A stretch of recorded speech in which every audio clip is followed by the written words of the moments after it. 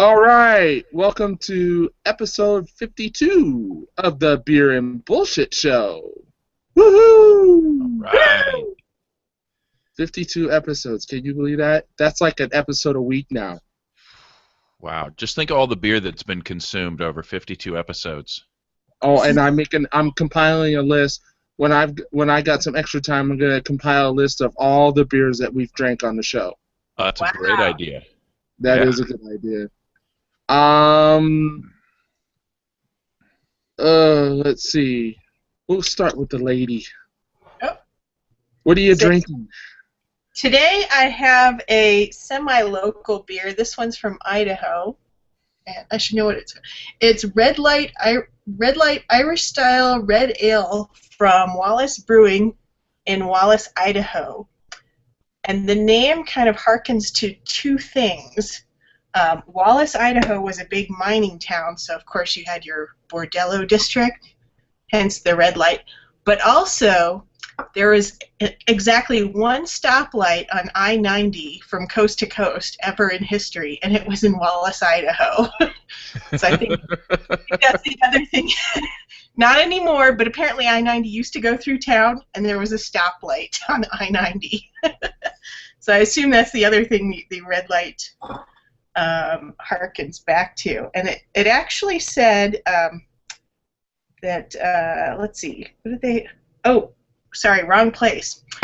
I looked it up online. This beer actually won a bronze award in 2014 for something. Sorry, I was gonna make a note of that so I could have something more intelligent to say, but it's quite delicious. Looks pretty good. It is. I poured it very badly, but I think I've come back from that, so anything that looks wrong about it is my own fault. So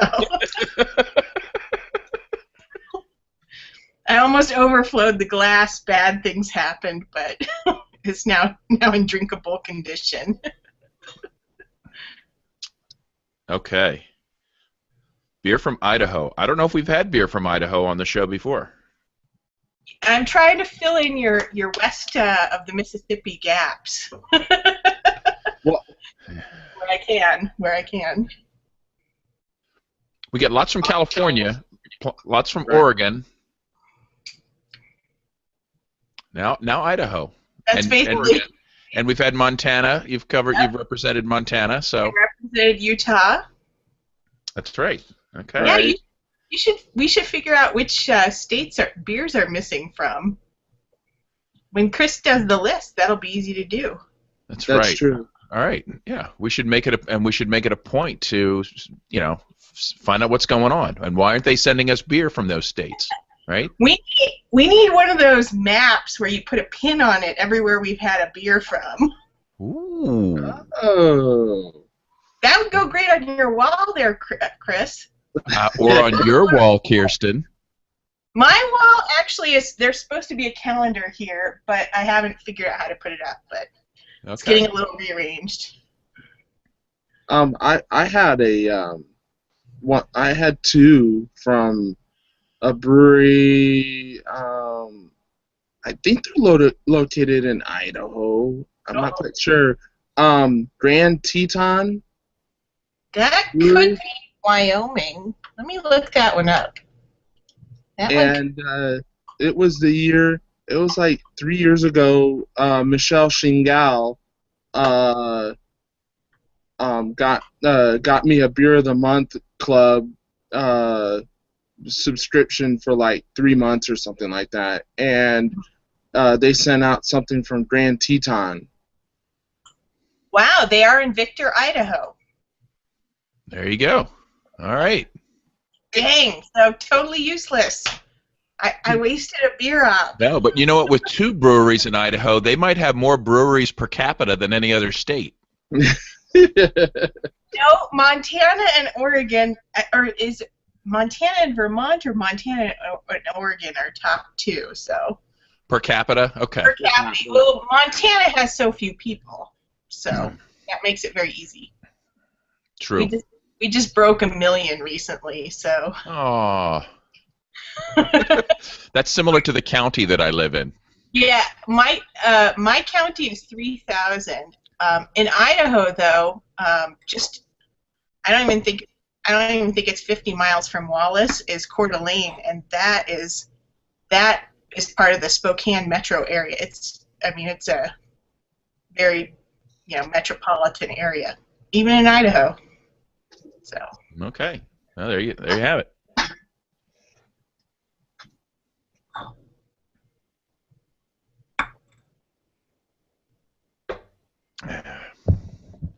I've got a pretty good beer. Tell us about it. All right. It's from Baltimore. Oh! Yeah. I wasn't even going to say anything. I just... Mm-hmm. That's how you roll. It's called Double Cannon, and it is from Heavy Seas. Now, why is that funny? Sounds kind of violent. Cannon. Is that how you spell like cannonballs or? I think so. Like bell and cannon. One N. Yeah, with one N, I think is church law. Okay, so it's the good kind of cannon. Okay. Anyway, this is, as you can see, it's very clear. I like my IPAs murky. This is a double IPA, but it's very clear. Must be heavily filtered. And now it's interesting. It says Clipper City Brewing Company, LP, Baltimore, Maryland. But yet up here it says Double Cannon Heavy Seas. So I don't know what that means. Anyway. Piratey. The description is hop aromas blast out of this flavor explosion. I can't even go on. Like with I'm sorry, Double Cannon from Clipper City Brewing, but that is just, come on. You can do a little bit better with the descriptions. Anyway, tastes pretty good though. So I give it a B, solid B. If it had like murkiness and chunks floating around in it, I would get an A. But anyway, that's what I got. What do you got, Chris? I just opened up left hand the Nitro Milk Stout. Now, does it have like a nitrogen thing inside it? No, it's I guess they kind of boost it with like it's like a new thing, I guess, now is to boost things with like nitro or something. What does that mean? Like boosting it? I'm not quite sure, but it seems like there's a lot of beers right now that are like somewhat nitro-ish, nitro heavy or whatever. I don't know. Well, I think it comes from basically these brewers are really into Grateful Dead shows and they're huffing nitrous oxide balloons, and they want to express that in their beer.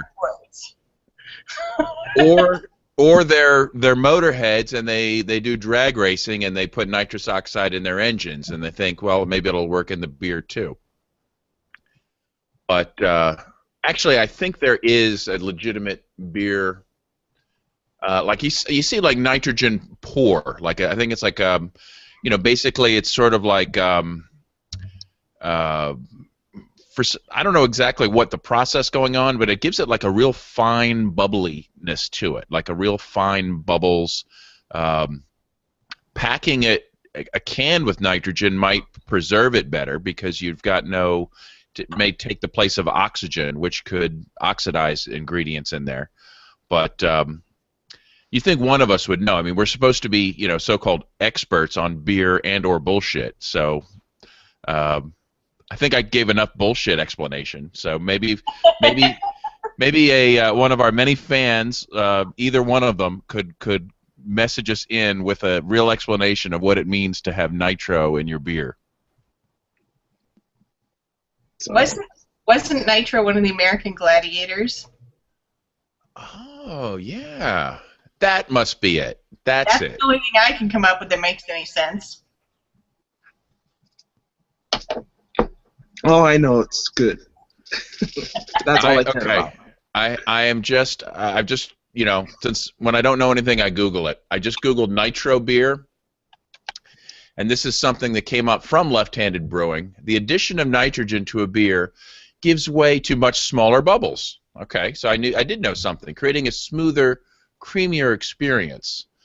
Beyond mouthfeel, there are variances in appearance as smell as well. How much smaller can these bubbles get? Oh, they can get smaller. Wow, I'm impressed. But I guess the important thing, Chris, is how good is that?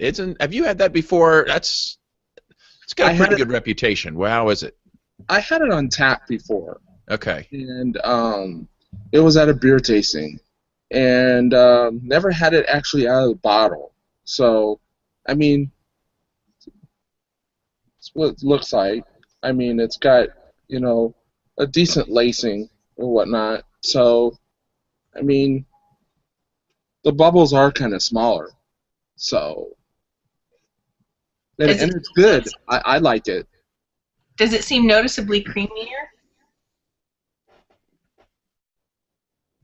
Does it seem? What was that? I'm sorry. Does it seem noticeably creamier? Yes, it is. Interesting. The promise of nitro comes to fruition. Right, and I mean, I wonder if it's laughing gas or if it's nitrogen. It's probably nitrogen. Let's see. I'm looking at craftbeer.com. Good beer gas. Nitro beers explained. Okay, be sure to check out part 2. So this is a 2-part series. Anyway. Wow. Okay, there's something poetic, almost romantic, about a freshly poured pint of stout from a nitro tap. The cascading effect is mesmerizing, the waterfall of tiny bubbles slowly yielding to a dark brew with a fluffy white head thick enough to float a bottle cap.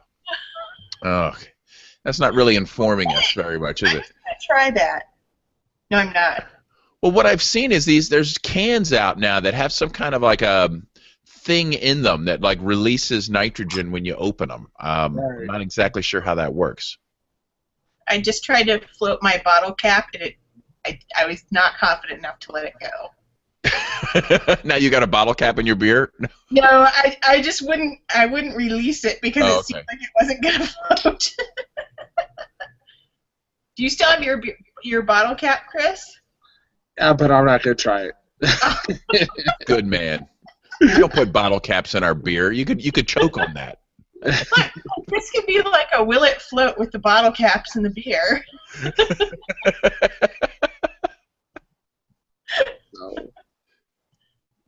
So, Jim Bab, I posted something, I think a couple weeks ago on the Beer and Bullshit Show group page about illegal beer that you wanted to discuss. I'm trying to. Oh, well, this is from Wisconsin, right? Yeah, the New Glarus. Someone ratted a bar owner in Minnesota, right? Because they were selling illegal beer. Yeah, I think it was called the Maple Tavern. Right. In Minnesota, got some of this New Glarus beer called Spotted Cow, which evidently is in high demand. But they only sell in Wisconsin normally. But somebody from Minnesota went over there and bought a keg and with their own money and brought it back to their store and sold it to their customers who were happy to enjoy some Spotted Cow. But then there was the anonymous call to authorities to report this crime in progress, and there was a sting operation. And people were arrested for this. So I'm not exactly sure, but they did a raid. They raided this place, and I don't know. I'm not sure exactly where it stands right now, but evidently, somebody's like, "Oh my God, Spotted Cow! Spotted Cow's on tap at the Maple Tavern. Call 911." So anyway, I think it's kind of silly. Another thing we can point to when people act like Prohibition ended. Prohibition did not end. People are still getting arrested for selling beer on their own property. So I don't know. Right. What do you think about that? I see it this way, and Jim Bab, you probably see it the same way.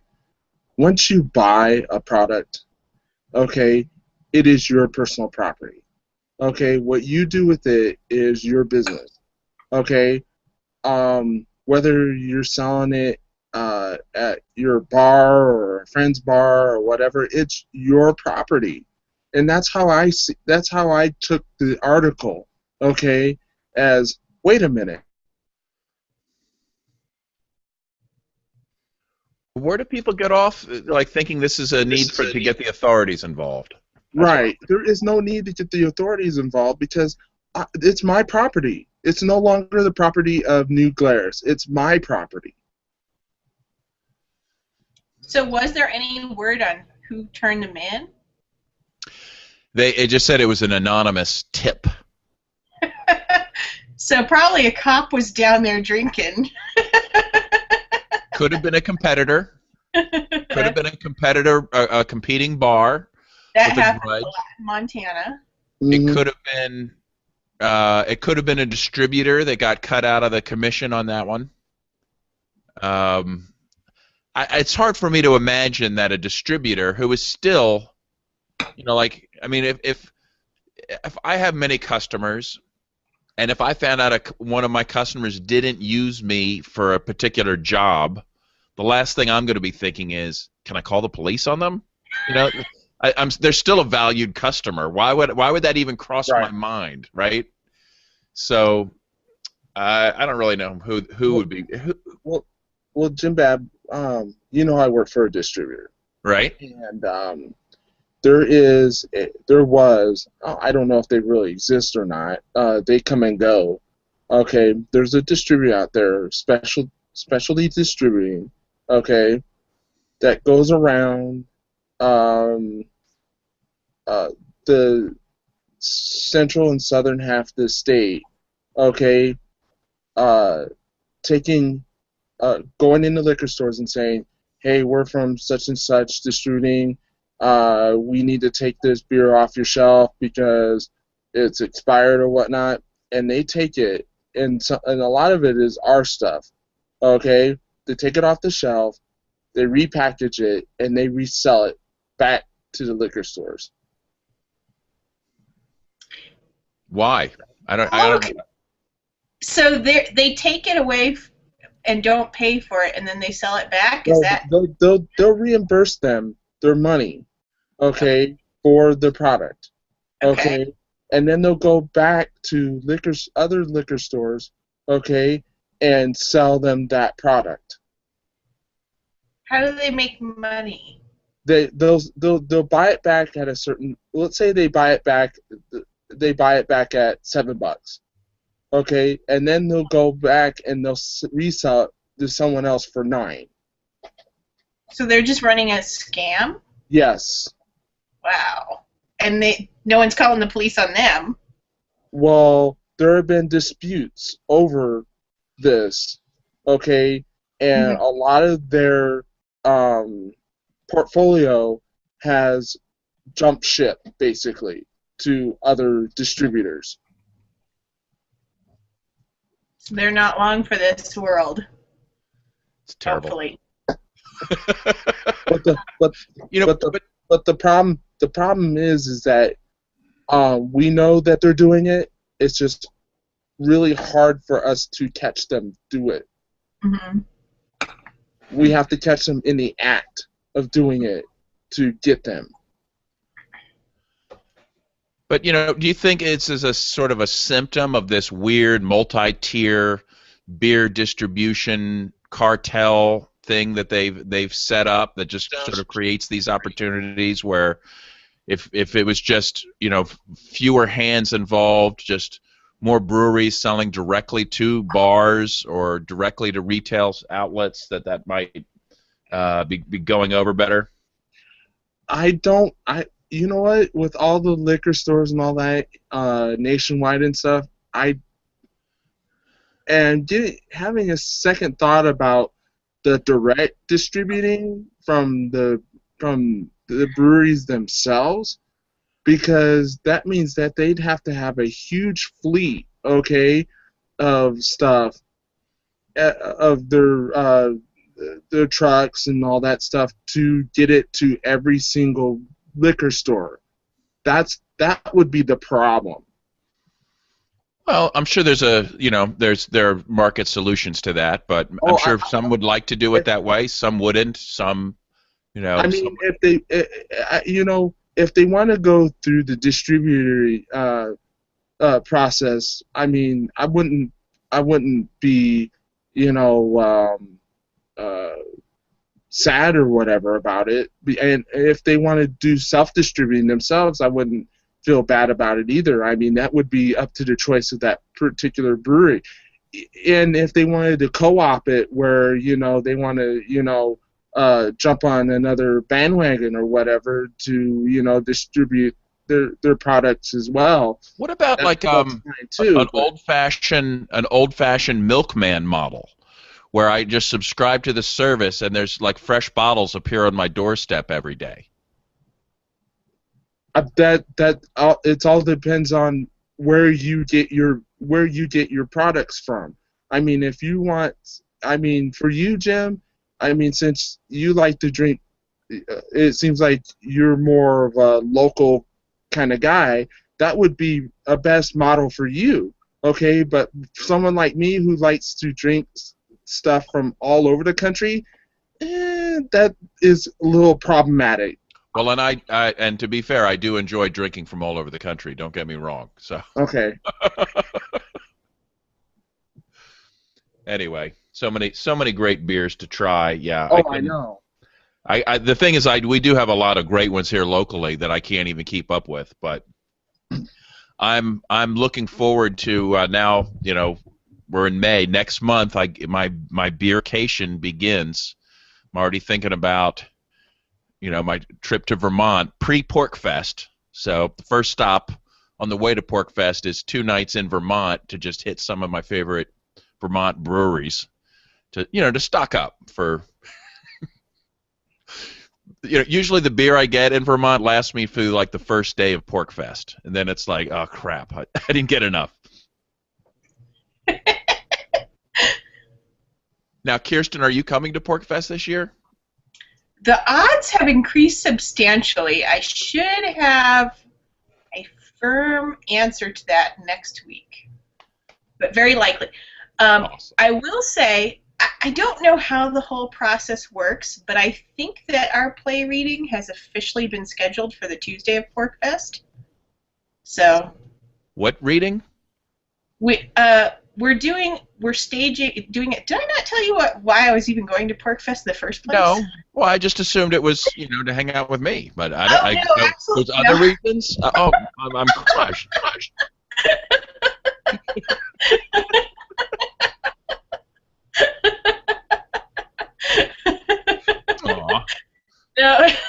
No, Fija is on the schedule, I think.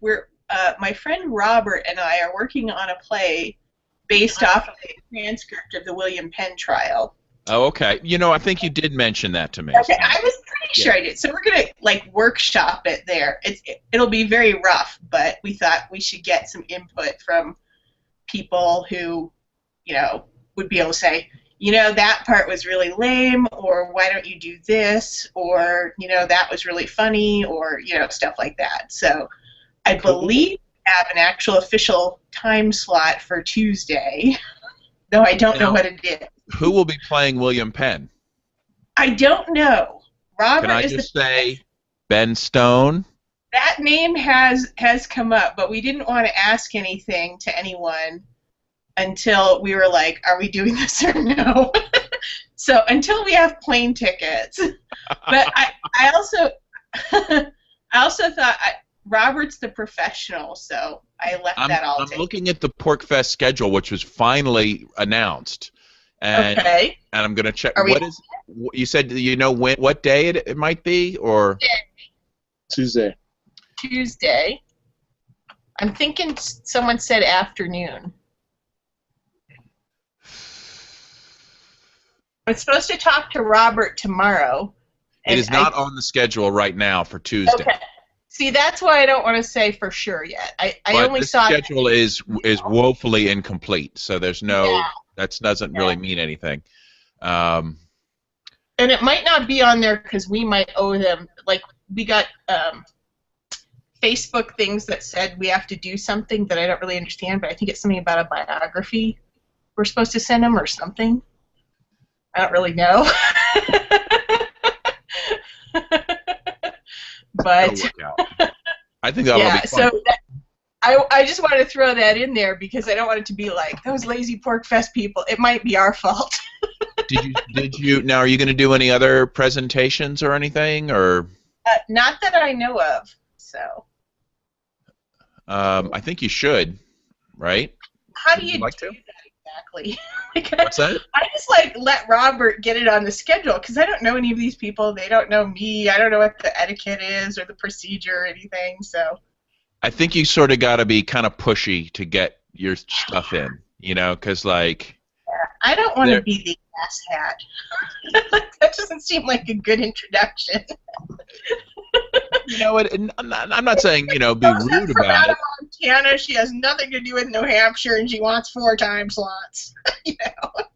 Well, don't think of it as like what you want. Just think about what you're willing to offer that are adding value to the festival. So that's really what it comes down to. Yeah, I did think of pitching something about the Magna Carta because the 800th anniversary is just a few days before Pork Fest. But kind of looking at the schedule, I don't know if, like, this doesn't seem like an academic lecture kind of place. Well, So- it's multiple things happening at the same time. So there's multiple venue tents. There's the main auditorium. There's goofy stuff. There's family stuff. There's more serious talks. There's the alternate track. Let me put it this way. If I had the choice of going to hear someone talk about the Magna Carta or go to the marshmallow blowgun thing, That's tough to compete with. I I realize. don't think I would go to my own talk. Fair enough. I mean, traditionally, I'll start adding this schedule app is pretty convenient to sort of like plan your own personal itinerary. You just look at the stuff and you like click the things you want, and then like every night it emails you what your schedule for the next day is. So it's very organized. It really helps keep you organized. You get this nice schedule about all these things that you're interested in, and then I don't do any of them. But at least I know what I'm missing. I know, I wanted to do that, but I'm not because I was just walking around and I stopped to talk to somebody. So I see Freedom Fiends on here a couple of times, but I thought Lou said he wasn't coming. Is it the other Fiends? Derek is going to be coming, I assume. I'm assuming it's a remote show. Randy England is coming. Is Davi? Davi is coming. So that's at least 3 Freedom Fiends right there. The most important, MK Lords, is going to be there. Well, I see it scheduled for 4 nights, so that makes sense. They'll probably just be broadcasting live from the media room. There's either going to have to be a 5th Fiend, or someone's going to have to do double duty. Well, the format of the shows usually there's at least 2 or 3 Fiends at a time. Right.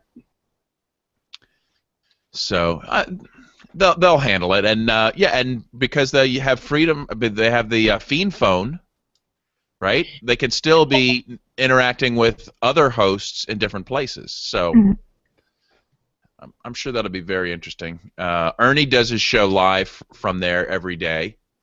I don't see him on the schedule. Yeah. But he never misses it.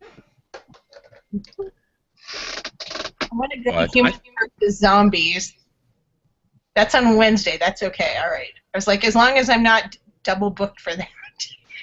Now, one of my favorite events is the cook-off, the single pot cook-off. Right. Which night is that? I think it's Thursday. Let me look. I'll still be there then. You are staying for the whole week. Oh, absolutely not. Absolutely. What? What? Why wouldn't you? Because I'm an introvert, which I would try to explain to you, but you're obviously an extrovert, so it will make no sense. I can introduce you to other introverts that'll also be feeling awkward. It's not that. It's that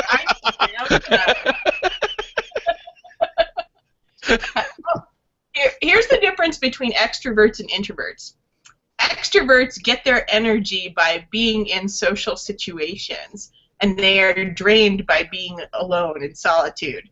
Introverts are totally drained by social situations and recharged by being in solitude. So I hear you. I understand. I live by myself and I work by myself. I'm going to spend a week with several thousand people.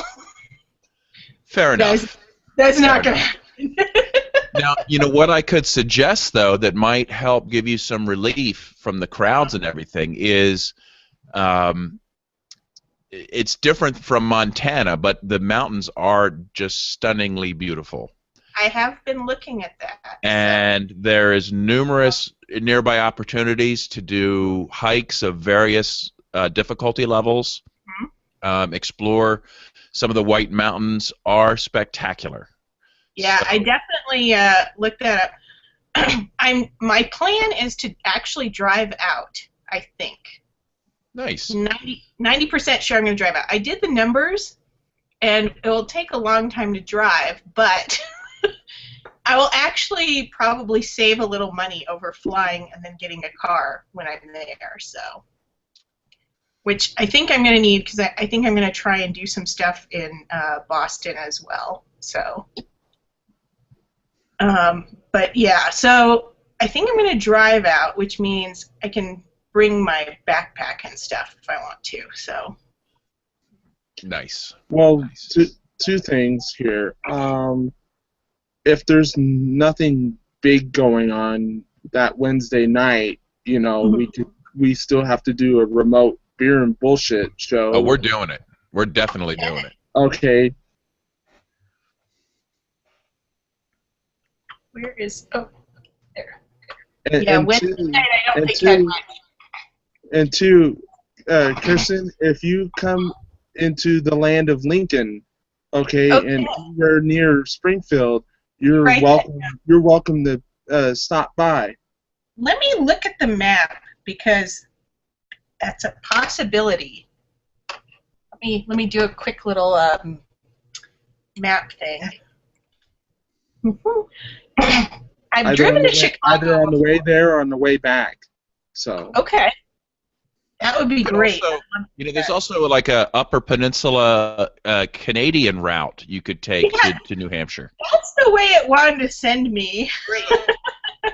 But I thought about it. I thought, if I get a rental car, what are the rules on that going through Canada? I don't know. Depends on what state you rent it in, I guess. Yeah, well, I've it'll rented be... them in Washington State, and they were fine with me going into Canada. Yeah, and I've rented cars in San Francisco. They didn't want me to go to L.A. with it, so who knows? How far are you from Chicago, Chris?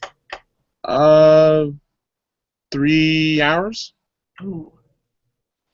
Let me check. Like I said, if you're in a hurry to get there, but you're not so much in a hurry to get back. I mean, oh, I see Springfield. There it is. Okay. Oh, so that'd be like coming back through Indianapolis and then shooting over that way on 72? Is that right? Yep. Okay. Well, let me figure out all the details. Because I'm not sure. It seems like it's basically a 3-day drive. It is. It was a day and a half for us, and we're from Springfield when we went out. Basically, whichever route I take, it's hovering around 40 hours. So, 3 hours extra. It doesn't seem like, it's an hour extra a day. When I was 20, I did a straight through from Denver to DC. Mm-hmm. So, and that was 26 hours. Yeah, I've done the Tucson to Montana route a lot, and that one, it's the worst kind, because if it was like 26 hours, I would never try to drive that all in one shot by myself. I did it in one shot. But 18 hours, it seems like, well, I've driven 16 hours before, so let's do more, you know? Not bad. That's the region where I get stupid, where I'm like, oh, just another 2 hours, even though I'm practically falling asleep. So If there's stuff to see, I can enjoy a long drive. I don't mind, but it's some of those states like Pennsylvania, Ohio, Indiana, Illinois. Like crossing those states is just so tedious. I would like to say one thing about Ohio. I did it end to end in the Honda Element without getting gas. I was with 2 other people, and a friend of ours from an internet board we were all on at the time had gotten arrested by the Ohio state police or something for like decorative and historic weapons in the trunk of his car. I mean, stupid things. And they took them and they were prosecuting him and stuff. And we were like, fuck Ohio. We're not spending one dime in Ohio. So we like gassed up right before the Ohio border. And we were like coasting out of Ohio on fumes. And the only thing we stopped for, we agreed that it was okay to stop and use their rest stop because it was okay to take a crap on Ohio. But other than that, so you believe in collective punishment? Is that what you're saying? Yes. It's okay to blame a people for the crimes of their government? Absolutely. I went to Catholic school. That's how we roll. I just thank God people don't I guess you usually hear this. I mean, people say, "Oh, we want to boycott Israel," or "Oh, we're going to boycott whatever state didn't let Chick-fil-A do something," or I don't know what. There's always some place that people are like, "Oh, we're going to boycott them because of something." I'm like, man, if they only knew what like Pennsylvania does and what Washington D.C. does, like we should all be boycotting ourselves so hard based on that principle. Yeah. Well, sometimes I think sometimes it happens when there's like a rush of emotion behind it, and you have to have certain circumstances be met before it ever, gets to that level where people can coordinate like that. Well, I have, like my youngest daughter, Violet, she, let's just say, like, she trips and, like, hurts her knee. She finds the nearest person next to her and gets mad at them for it. Okay? Like, that's... They have a magic power of harming her. She just has to get mad at somebody, and whoever's closest, like, because she got hurt, she's now mad at you. So, makes sense, right? Like, but what about Great Lakes Brewery? I only root for the Flames because they're my nearest hockey team, so I'm totally with her. Yeah, that's like a little like mini nationalism, right? It's nice. So let me ask you this. In Atlas Shrugged, then, do you think that was just silly of them to go off and boycott the world until it collapsed so that they could come back and take their rightful place as economic kings and queens? I guess I didn't really think of it as a boycott, as a more like separating themselves from the others, not the other way around. But I guess it is de facto the same thing. If it was just that, though, you wouldn't have had that one guy running around, trying to bring down other businesses. What was his name? The first boyfriend. I did not read the book, but I did see the first 2 movies. Good for you. I just never had like a free week available to read it, Without ever having seen the movies, I can almost guarantee they're better than the book.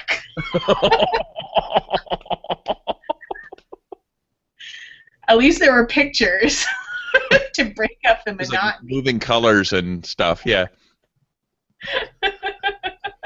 I don't know. But I think it's fine to remove yourself from certain environments that you don't want to, that you find to be not beneficial to your well-being, right? But they were taking their motor and leaving. I mean, that's what Atlas Shrugged was about. The only reason, it was a thing was because by removing themselves, they were withdrawing economic support from society. If True. it was just like, hey, my business keep my business going and I'll just go on vacation, that would have been a different thing. But it was that their businesses fell apart without them, and there was nothing keeping the economy going. Guess maybe we should try it. I don't know. Couldn't hurt. Not us anyway. At least I don't see what would hurt about boycotting Ohio. So far, Great Lakes Brewery. That's the problem. It's easy to boycott something that's crappy, like most of Ohio. Okay, right? So no big sacrifice there. Carve out a non-boycott niche. It's a shame Scott's not here, so we can diss on Ohio in front of him instead of behind his back. Well, he did briefly come in, but then he left. So. Okay, so we can diss on Ohio because he just sure. dissed us. Oh yeah. Great Lakes Brewery though is sort of this like, I guess it's sort of the oasis in the desert that is Ohio. I've never been there, but if I ever go to Ohio and I'm, for some reason here I am in Cleveland, for God knows why, I will seek out Great Lakes Brewery. Are they a sponsor of our show? They really should be, shouldn't they? Imagine what they... They should, because I've got Great Lakes beer in my fridge that I'm going to try after I get done with the Lagunitas Nighttime that I'm drinking. Ooh. Plus, I think we just paid them like almost the highest compliment possible. It was like in the Bible when God was like, if you can find one person who is not totally irredeemable, I will save Gomorrah. Oh, there you go. Yeah, look at that. They're the one reason to save Ohio. Yeah. And I guess there's like a Wright Brothers museum, which might be cool too. I don't know. Who knows? Been there, and it was all right. It wasn't. I don't know. Airplanes and museums. It's not that exciting. You want an airplane to fly. You need things to move. Recently, over Christmas, I was at the newer Air and Space Museum, the Udvar Hazy Air and Space Museum in Northern Virginia, where they have a space shuttle, a Blackbird, the Gossamer Albatross. There are some amazing planes in this place. It is quite entertaining to see these things. See, one thing I really don't like about air and space museums is, first off, they're like usually 80% plus military stuff. And I'm like, that's awesome. Things to kill people. I love that. The one in Washington certainly has become that over the past few decades. Like, well, the Smithsonian Air and Space Museum, that and the Pima Air and Space Museum are like the two premier air and space museums in the country. And the Pima Air and Space Museum is right next door to Davis-Monthan Air Force Base, right over by the Titan Missile Museum. Right. Titan Missile Museum. Wow. That is freaking cool, by the way. That one was pretty amazing. I was shocked and amazed. I did not expect to like it, but it was quite interesting. Well, now Titans were used for more than just ICBMs, right? Are they ICBM rockets, or are they like space shuttle rocket, or like Apollo rockets? Let's look. I think they were ICBMs. There's ICBMs in both the Smithsonian Air and Space and also the Udvar Hazy. It's a good opportunity to teach the kids though about the government, to show them. Be like, kids, now pay attention, when the government wants to incinerate an entire city of men, women, and children, this is what they use. You know. Well, that's actually, if you're ever in Arizona, that's a great reason to go to the Titan Missile Museum, because it's set up as a mock-up of a working facility, and they actually have there's a Russian satellite that flies over periodically to check it. This was the agreement for them to be able to have this museum, that Russia would basically periodically every few hours spy on it to make sure they weren't actually using it, and that, as far as I know, that still goes on today. But they walk Why you would through, they ever change, right? they walk you through the whole facility and are like, okay, this is what would happen, and then we'd be at this alert level, and then these things would happen, and they give you like a fake scenario, and then in the end, someone gets to push the button. like one of the, we need a volunteer. Yeah. Well, he actually picked someone to do it. In our group, we almost got thrown out of the museum because this asshat in our group was just like fiddling around with things on the control panel and pushed the button before it was too early. And the old guy who was giving the tour, he was like, no one pushes the button until I say, you know? Wow, one of those kind of guys. Yeah. Jeez. You don't get to murder a whole city until I say you can. And he yelled at us. we got yelled at. Good. But it was very interesting because it was like, you know, this is what would go on if we had an alert like this at this time. It wasn't just like, here's some airplanes, look at them. I mean, I guess there's a historical component to that, and is it true that the launch code was always 000000, like for like the entire Cold War? I don't think so. No. I read it on the internet. Well, it must be true then. My bad. I'm mistaken. I'm gonna Google that right now. Let's find out. I feel very confident that was not the case. Let's see what happens.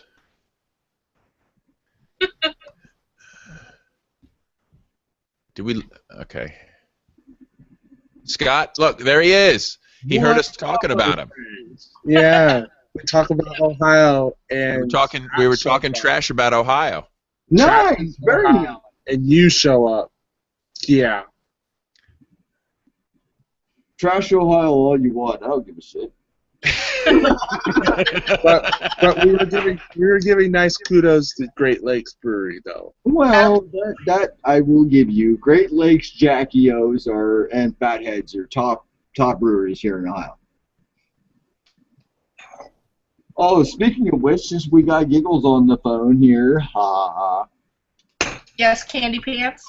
I do have your beer. Yay! Hey. Thank you. I got one out of the two that I will be sending you.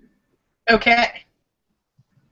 I want you to know I'm working on increasing my beer tolerance so I can drink them both the same. Oh, very nicely, because I told you I would send you a decent package, and you Only two! You told me that you would only take two, and I was like, what? Only two? I'm increasing my beer tolerance so I can't drink the two. What? And I'm like, come on. Jim is going to be very proud of me by the end of this show, because you know how it usually takes me 2 hours to drink a 22-ouncer, Jim? Okay. I think I'm going to do it in under an hour. Oh, yes. She's put on the red light, ladies and gentlemen. This is a really tasty beer. I didn't realize until I just picked up the bottle that it's almost empty. Which beer happens to that be? This is the Red Light Irish Style Red Ale from Wallace Brewing in Wallace, Idaho. Very nice. It was a 2012 bronze medal winner from the North American Brewers Association. Something. Bronze? That's a fancy word for loser. Really? No. There's nothing below third. Each category has only 3 beers. It does. So therefore, I mean, you gotta have. Not which is the beer? One of the beer sites I was looking at, it had 4.5 stars out of 5. And I was like, oh, okay, so for a change, I like a beer that other people like. That seems good. Well, there's so many different tastes for beer that there's going to be my something. favorite beer from Peeberg does not get rated very well by whichever website that was. Not rate my beers, but Beer Advocate. yes. Beer Advocate, rate beer. But anyway, You're not fans of the crowdsourced rating system. You don't really doesn't do it for you. no. Right, that's because they all hate Sam Adams for some reason. God, we don't know why. They all over advocate or all overrate almost all beer, period. I mean, overrated. Okay. right, because of the sheer fact that I've had Pliny the Elder, I've had Hetty Topper, I've had, almost all the, top-rated beers in all of those sites. And it's like, I don't know. I see why. No, I just figured out why he does not support this system.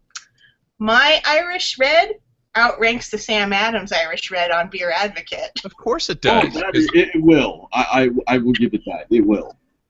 But at that time, I mean, it's just like if it's popular, oh my God, it's great. It's good. And so therefore, it's going to get a great rating. If it's new, oh my God, it's good. It's great. It's going to get a good rating. So therefore, it's just like, okay, if the masses deem it worthy, just like voting, it's going to be great. It's going to be Except great. that these votes are actually counted. Yeah, right. But therefore, I mean, in my opinion, it's just like, okay, how many out of how many people that have actually had said beer are actually counted? Well, it's kind of like Yelp or Amazon reviews or, these are a great starting place, okay? I guarantee that, like, if you try 100 beers that are, like, extremely well rated on Rate Beer or Beer Advocate, you're going to get some damn fine beer, okay? Right. I mean, You are not going to, it is not going to do you wrong. Now, granted, that small brewery that only you know about and the everybody else hasn't found out about, it might not even register. No. That's why Sam Adams doesn't do well on there. Well, because it's the only people that go to those sites are beer snobs, and they know what good beer is. If you see us over here in poker, I really would right now. I'm just saying, if you're going to call me Giggles, you got to expect to take it back. Oh, damn right. I just have opened a new beer. Now, I tried one of these before. This is my second one, and I'm giving it another try. It's called Palate Shifter, another Imperial from Captain Lawrence Brewing in New York. Has anybody ever heard of these guys before? It was recommended at one of my favorite beer stores. Have you ever heard of Captain Lawrence Brewing? I have not, and I've heard from a lot of New York brewing companies, and that's one that I haven't heard from. Elmsford, New York. I don't know where that is, but sometimes you have to try a beer a few times to really get a good opinion of it. Right. First time I had it, it tasted kind of bitter, and it's very yellow. Like that's not an Imperial IPA color, right? No, that's almost like a pale ale. Or like it's got a little bit of murky. It's like a murky. I don't know if you can how well it comes across on the camera, but it really has like a murky Pilsner look to it, and the head is like. Look how white that foam is. Like that's almost like an unfiltered pale ale. I don't know exactly what it is, but they call it a double IPA or Imperial. They call it Imperial. It's 9%. Compared to what you had, has it been equivalent to an Imperial? I guess it is. It's it's weird. You know, you try a beer 2 times and you get 2 different opinions about it. You know, Right. maybe that because what- I just had this double cannon Ooh. before it. Oh. Do you Well, like for the me- double cannon? Oh yeah. Maybe your palate is shifting. What I was going to say is this. Double cannon first. I mean, that could be highly possible. Well, and what I was going to say is this tastes very mild and sort of almost bland. Whereas when I had it before, it was the first beer I had, and it tasted somewhat bitter and harsh. So That could be highly possible, only because of the fact that the IBUs might not be as high with the second beer as the first. I will say that this palate shifter is it's definitely drinkable. It's going down well. So, in fact, I like it better now than I did the first time I had it. So, Very nice.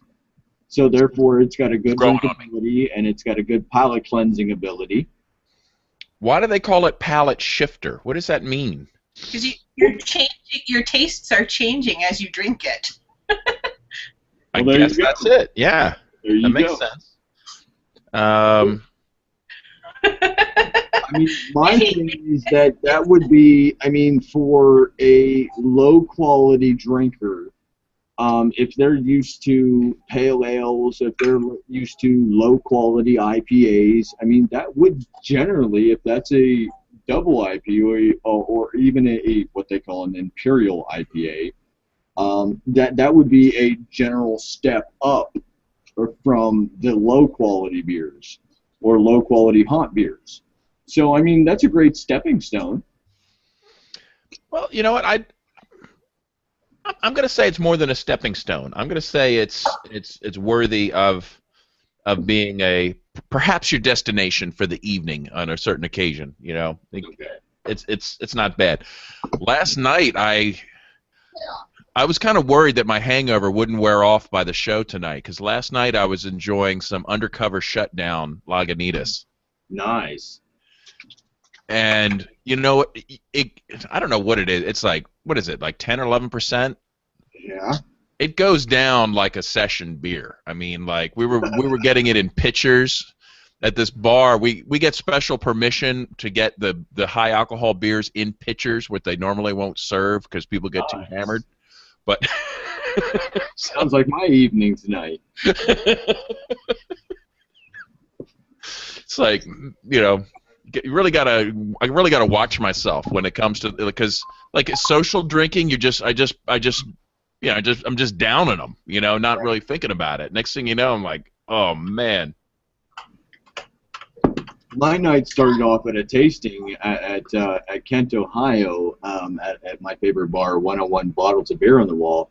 I walk in and I'm taking a look at the menu. I'm like, okay, well, I'll start with this beer. They say, okay, well, it's a X amount of dollars at a 9-ounce pour. I'm getting a full pint of it, and I'm talking a full 12-ounce pint pour. I'm like, holy crap! Isn't a pint 16 ounces? Well, for American U.S. ounces, it's only 12, but in a pint glass, it's supposed to be 16. Okay. But when I get this beer, I'm only expecting, a 9-ounce pour in a snifter. Well, the beer itself was a 11.4% ounce beer, or percent beer, and I'm just like, okay, what am I supposed to do with this besides drink it? I'm like, holy shit, this is a barrel-aged beer to begin with, and to top it off, it's been double-aged, cold-aged in what is known as dark matter coffee and El Salvador coffee beans. I'm sitting here looking at it. I'm like, and it's filled up to the brim of that glass, and I'm sitting here like, okay, 9-ounce pour, check. 16-ounce pour, check. Holy shit, we're gonna get fucked up. But oh my God, it was amazing. I mean, just the amount of coffee that was in it, the bourbon barrel aged, it was oh my God. I said for the amount of money I paid. What was the beer again? Say the name of the beer. It was Revolution Brewing Company's Cafe Deep Tar. Revolution Brewing. Okay, I'm just Googling it here. Let's see. DETHS Tar. TAA or TAR. But I mean, they make a barrel-aged Deep Tar, which is a bourbon barrel-aged. Oh, it's Death Star. It's Death Star. Right. You're not saying it. It's Death Star. Come on. No, it's not Death Star. Come on. Right.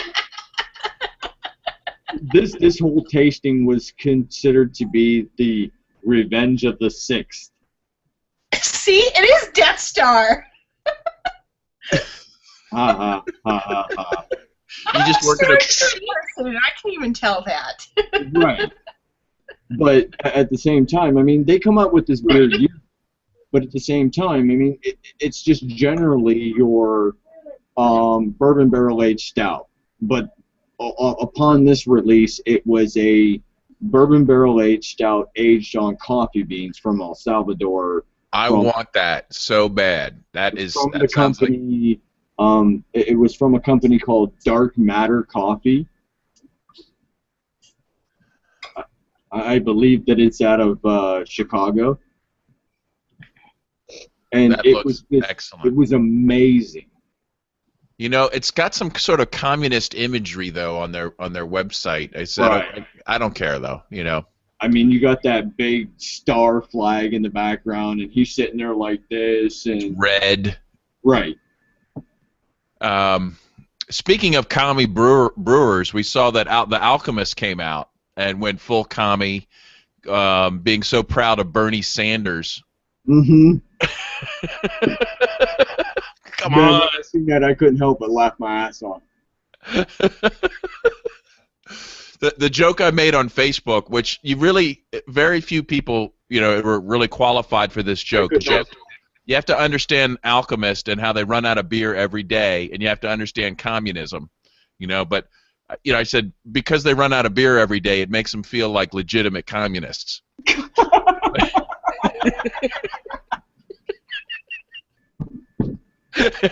It's true. They run out of beer every single day. So. Right. Just like in any communist economy, there's going to be shortages. And hey, shit happens. Yeah. I'm not going to hold it against them. I will still engage in the capitalist enterprise with those commies. But at one point we have to. Okay, I will have to show the Alchemist Brewing Company some love, because at one point in time they actually did brew more than one beer, but they switched over because of the fact that everybody wanted their single most sought after beer. So it was like they were like, okay, do we give the public what they want, or do we do what we should do? No. Well, did they lose brewing capacity? They had flood damage from years ago. There was They did, but they also had problems with their neighbors because of the fact that's why they had to move. Is that the fact that their neighbors were complaining so much about the traffic? Yeah, and when you say traffic, it's like this little teeny New England town that maybe 3 cars get to the stoplight at the same time. Right. Like ridiculous. They were backed up for miles almost because of the fact that everybody was trying to get there to get their beer. And when it wasn't that bad when I was there. When they were like, okay, you can come here and you can get their beer. And then all of a sudden they were like, oh shit. Everybody in like 100 miles is trying to get our beer. Well, right. I mean, imagine the shock and horror to a good communist community when capitalism works so well like that, right? Like, right. Whoa, wait a minute. People want a product. Whoa. That's just what I said. I almost had the same explanation when I went to a tasting at the same spot that I went to tonight. It was like last week. Matter of fact, it was almost a week ago, 29th. And they did a Founders Tap takeover, but at the same time, they had KBS on tap. And it was just like, oh my God, it's just like nobody in the world ever had KBS, and they're flocked right there. It was like standing room only. And once somebody got up, you had to hurry up and sit down in their seat, or you weren't going to get a seat. And it was like, you watch KBS, KBS, KBS, KBS fly off tap. Okay, I've already had KBS, so I'm going to taste it. Okay, I'm going to move on. So I had another beer, I had another beer, and I had another beer. But at the same time, I was sitting there talking to a representative that had come in from Cincinnati, and he was letting us know what was coming down the pipeline, per se. And he was like, well, expect this, expect this, expect this. Okay, well, I can't tell you that because it's out of my pay grade. I'm like, no, it's not out of your pay grade. You just couldn't put your ear far enough up to the door to listen. Okay. But one of the finer points that I had learned coming down the pipeline in Founders is that they are planning to re-release their Mango Habanero beer. Whoa. Which was a backstage series released, I want to say, if it wasn't last year, it was 2 years ago. It was called the Mango Magnificano. They plan on re-releasing that, and then they plan on releasing a Nitro Series Rubaeus. That's a fruit beer, isn't it? Isn't that like a raspberry fruit beer or something? Yes. Okay, I've never tried that. Never really had any interest in that. But it was actually pretty good. I posted up a picture last night. I tried that alongside of Sam Adams' Porch Rocker, which is a lemon-style rattler. But yeah, I mean, the one that I had last night was actually from last year, and it held up very, very well. So even if you get a 4-pack of the Rubaeus, it'll actually hold up, for a year. you recommend it, even for somebody that doesn't really go for fruit beers? I would, only because of the fact that have you ever had raspberry Kool-Aid? Not in like 40 years. Okay, well, I would suggest that it is a raspberry Kool-Aid with alcohol in it. That could be fun, in a like not drinking like a whole glass maybe, but just maybe like a half glass or Hey Scott. It's very good, but I would say that it is not good in an abundance. Would that be a good like a starter beer for the children? There you go. Are you starting them in a cult? Well, hey, we can start our own. I mean, the beer and bullshit cult. Hey. It's not a cult, but let's face it. Like when I first started tasting my dad's beer, it tasted bad. Like you'd have a sip of dad's beer, and it was Pabst, if I recall. Yeah, mine was Coors. At a picnic or something, But what do you do with your kids these days, right? Do you let them taste the bad beer so they don't want to drink it, or do you try to find something that they might like a little more? Hey, here's something fruity. It kind of tastes like Fruit Loops. Here you go. Yeah. Right. Like I've been kind of feeling a little bit guilty for I've been pushing coffee on my oldest who's 13. And she's working, she's got a pretty tough schedule, of getting up early, and she's always, tired. I'm like, did you have any coffee? I'm like, This come will on. help you. Hey You Scott. need here. Hey Scott. What's up, man? Hey, do you think Founders re-released that because of the popularity of the Ballast Point Habanero Sculpin? I don't know. I thought about that, to be honest with you. The Ballast Point Sculpin Habanero, it has done very well, especially here in the East. More in the West, it hasn't done so spectacular, only because of the fact that the East Coast, they're pretty much hawk love. Anything hawks that they can get a hold of, they love it. But for the fans in the East, I have seen it has done quite well. I don't know if they re-release it because of that, per se, but it did very, very well when it was first out. I did 2 different reviews of it. I did a review, or I had posted up when we had it fresh off tap the day of the release, and then I did a review, I think it was a day later, when we were able to buy a bottle of it at the tap release. And it was actually hotter out of the bottle than it was on tap. But when I did it in the bottle, I actually shared it because I knew damn well that I was not going to be able to drink a full 22-ounce bottle of it.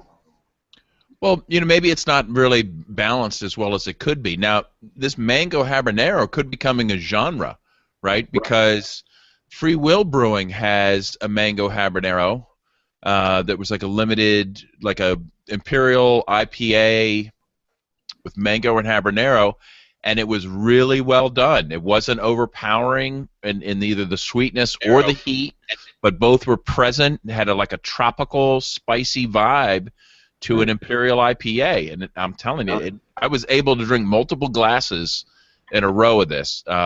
So I think Founders will do it right.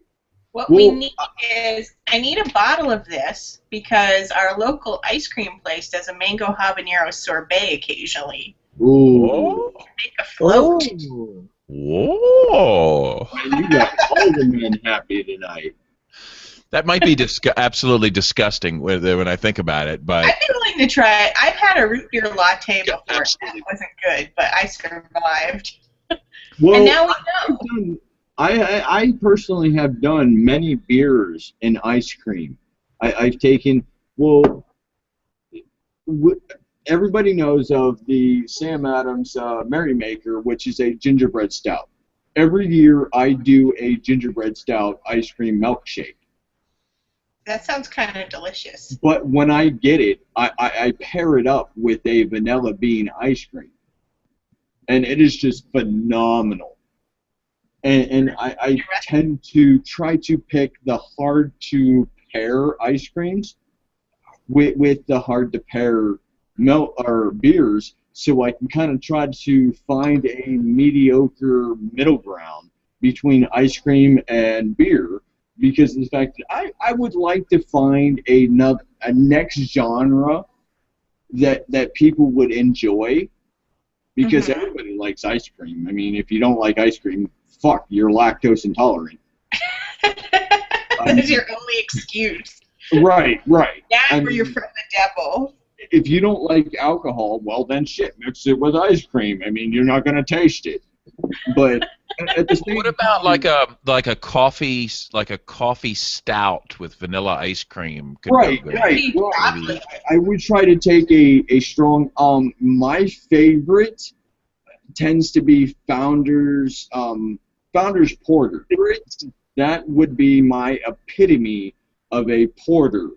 Now, I would take it and I would age it or make a milkshake with a coffee ice cream. So therefore, it would add just a titch more coffee flavor, but yet at the same time, it would make a perfect porter milkshake. So what happens when you put the ingredients in the blender and get it going? Oh, no. I mean, as slowly as you can pour the beer, it just mix in with the ice cream, and it would kind of freeze at the same time. So you're just getting a thicker milkshake. Okay. Doesn't foam up and uncontrollably or. No. I had a bad picture in my mind of that, like the plume. You know, I like the fact that you're doing research in this department, Scott. I think it's a worthy endeavor, and I want to encourage you to keep working on this and report back your winning recipes. Document it so that you can put out a beer and ice cream cookbook on Kindle. It would be amazing because, I mean, that would probably draw the line between a lot of women, because there are a lot of women, matter of fact, you excluding, please, Giggles, that do not like beer, but they like wine. So I've also kind of been into that at the same time. Wine and ice cream. I mean, That's gross. That's gross. What I'm hearing is that you are using your ice cream and alcohol combinations in some way to lure women. To get girls drunk? Is that really where we're at with this? Yeah, but if we're gonna get them drunk, we're gonna do it right. No, but at the same time, I'm just like. I'm sorry, wine and ice cream. There is no way that isn't disgusting. Wine, I've had some good ones. I've had some bad ones. What was a good one?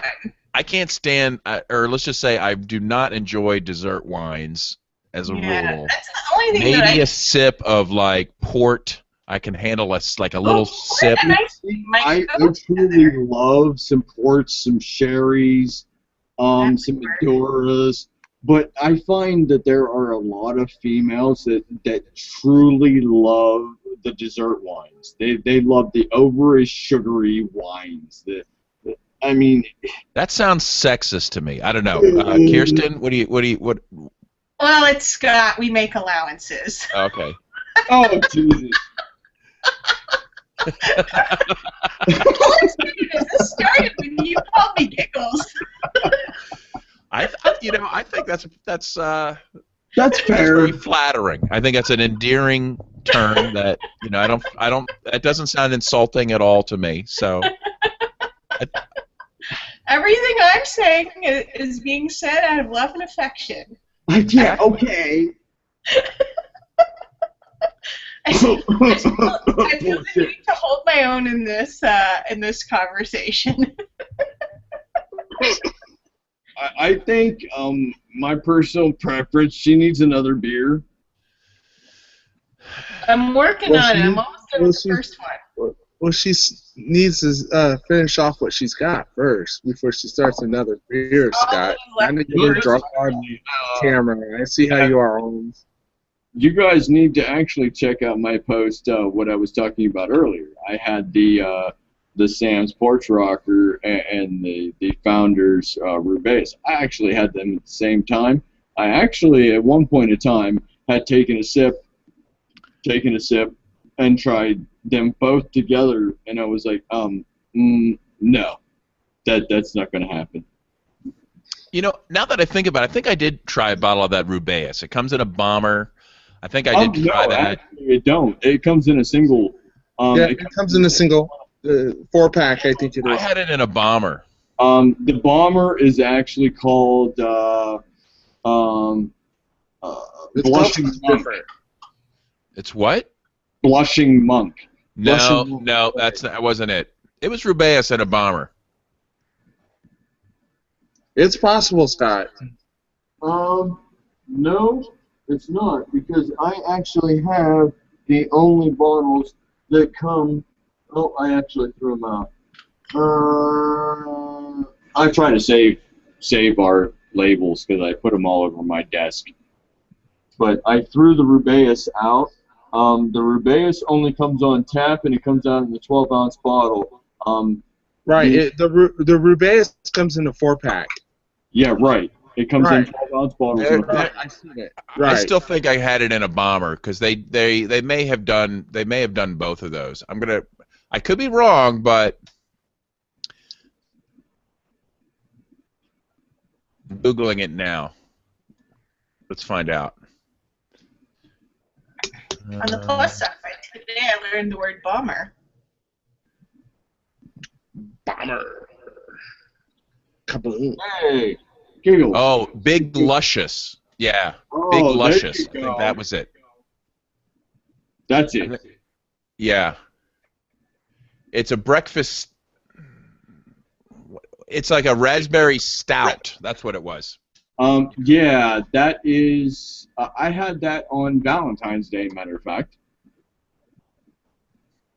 I don't remember being a fan of it. I think it was way too sweet for me. I think it was like way into that like. I think like a small glass I would have enjoyed, but like I thought I was going to be sharing it with people and nobody else wanted it, and I tried to drink more than I should have. But so there we go. So you were correct that Rubeus was not in a bomber, but this was the bomber I was thinking of. It was a different raspberry Founders. I got the other beer that I'm going to send you, Kristen. Okay. Are you going to tell me which ice cream to put in it? Actually, you can actually put it with I would say a vanilla bean ice cream, only because of the fact that this is a stout. It is called I Love You With My Stout. I'm not going to read any more into that than Neither am I.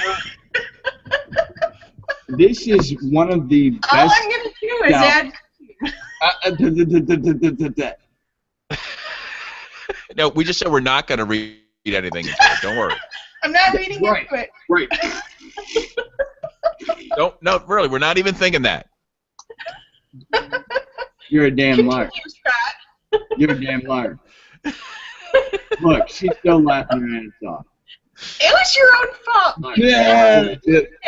Jim Bab, if you've already thought about it, it's already been done. No, I said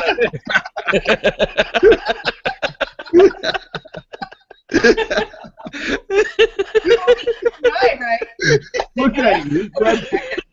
He's red-faced and he's laughing.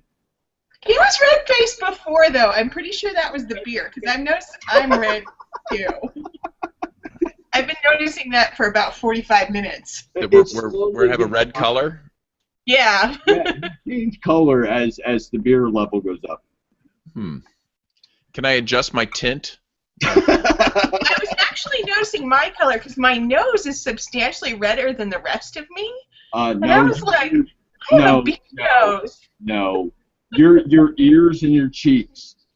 You think there's like a line though, and it's most red right here. Right. No, I'm looking at your whole camera, and the white balance is off on your It's kind of going down, and I don't have a light on this side of the house. I think my white balance is a little more accurate because my T-shirt looks vaguely white, doesn't it? It doesn't look like pink or something. So. Whereas my white wall looks gray. There's like a rosy cast to your whole image. It's just there. too dark in here. Oh yeah, okay. We should all really upgrade our studios for this. Like if we cared about our audience at all. Well, right. when I see like 5 people, I think that would be a great time to upgrade.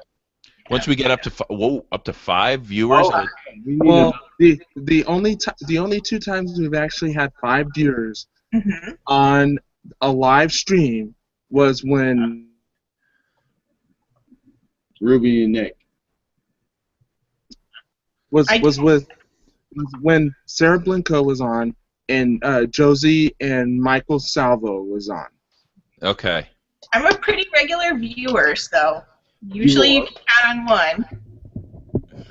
If you've got time to view, then you've got time to be on the show. So. Well, I'm usually multitasking, so. And that's you could be on the show and multitasking if you wanted to as well. No, because then I'm drinking. That is I can't do anything else. Wait, you mean somebody might listen to this show and not be drinking? That's horrifying. I could stop. No. This is not when you're on this show. We're trying to get plastered on the show. Come on. This is not the stop drinking beer and bullshit show. I feel like the only requirement I was told about was that you have to have a beer if you're on the show. At least no, we've had plenty of people on the show without beer. Right. I know. I was so proud of Lou Fiend. I was like, You went with root beer. I've been thinking about that for a long time, but I just was like, I don't want to get in trouble. No, And he picked my very favorite root beer too. we have no rules on this show, right? If we say you have to have a beer, then really we needed somebody to come on like Lou that's like, I'm going to drink root beer, screw you. Like, that's exactly why I love people like Lou, especially Lou, for that very reason. Jim Bab, technically, he was drinking beer. It was just an alcoholic. Yeah. Remember that? That's like that meme that's like showing like O'Doul's and Rand Paul. However, it is my mission that if I do go to PorkFest this year, I will be scouring the East Coast for an alcoholic root beer. And if I find that, I will save that until you need a guest on the show again. You know what? I could send you one because Sprecher's makes a hard root beer. You know what is crushing? I was in Phoenix for my mom's funeral, and so I went to Total Wine and whatever the other one is there, and they have that, just the regular root beer, and they also have wine and beer, but they did not have the alcoholic version of it. I was like, why not? Could you ferment your own? That sounds like a lot of work. It really isn't a lot of work, to tell you the truth. It's things we've learned to do in prison. It's just a variation. Instead of using fruit cocktail, you use root beer, right? Yeah, that's the other thing. I don't know if I could make something worth drinking. I'm a big fan of the division division of labor. You can't screw this up, it's going to be delicious, I might try it. But if it's like I know someone who's brewed beer before, and he had a batch that he kept peddling on everyone, telling him how awful it was and that it tasted like asparagus. No, I'm serious. Here, try it. And I'm like, asparagus beer? You're telling me it tastes like shit. No, I'm not going to try it. You know, he should have like marketed it as like this special asparagus beer. Like, you know what? The first time somebody said, let's do mango habanero, people thought that was dumb, right? There you go. No one from the Southwest thought that was dumb. Everyone in the Southwest thinks that's a great flavor combination. Somebody's going to think asparagus is great. I don't know who. Maybe someone in Ohio. Where's asparagus really big? Well, Chicago actually did a great root beer. There it is. I'm sharing the website now. Okay. Hang on. I have to. How do I make? There we go. Yes. I actually looked that one up too, because I think that one they had a list of where it was. That is the most amazing root beer that I've ever had. Okay. What's the alcohol content? I'm definitely going through Chicago because my sister lives there. So that is very, very good. It actually tastes like A&W root beer with alcohol. What if you just put alcohol in A&W root beer? There you go. Oh, actually, let me educate you on that. There is actually, if you look up alcoholic root beer float, there are actually some recipes for dumping shots into root beer that make it actually taste like a root beer float. Irish cream and Kahlua. It's quite delicious. How can you go wrong with those? Yay. You really can't. But yeah, alcoholic root beer float, no ice cream involved, but it tastes very good. Very similar to a root beer float, only with alcohol. It's a good painkiller. I will definitely back you on it.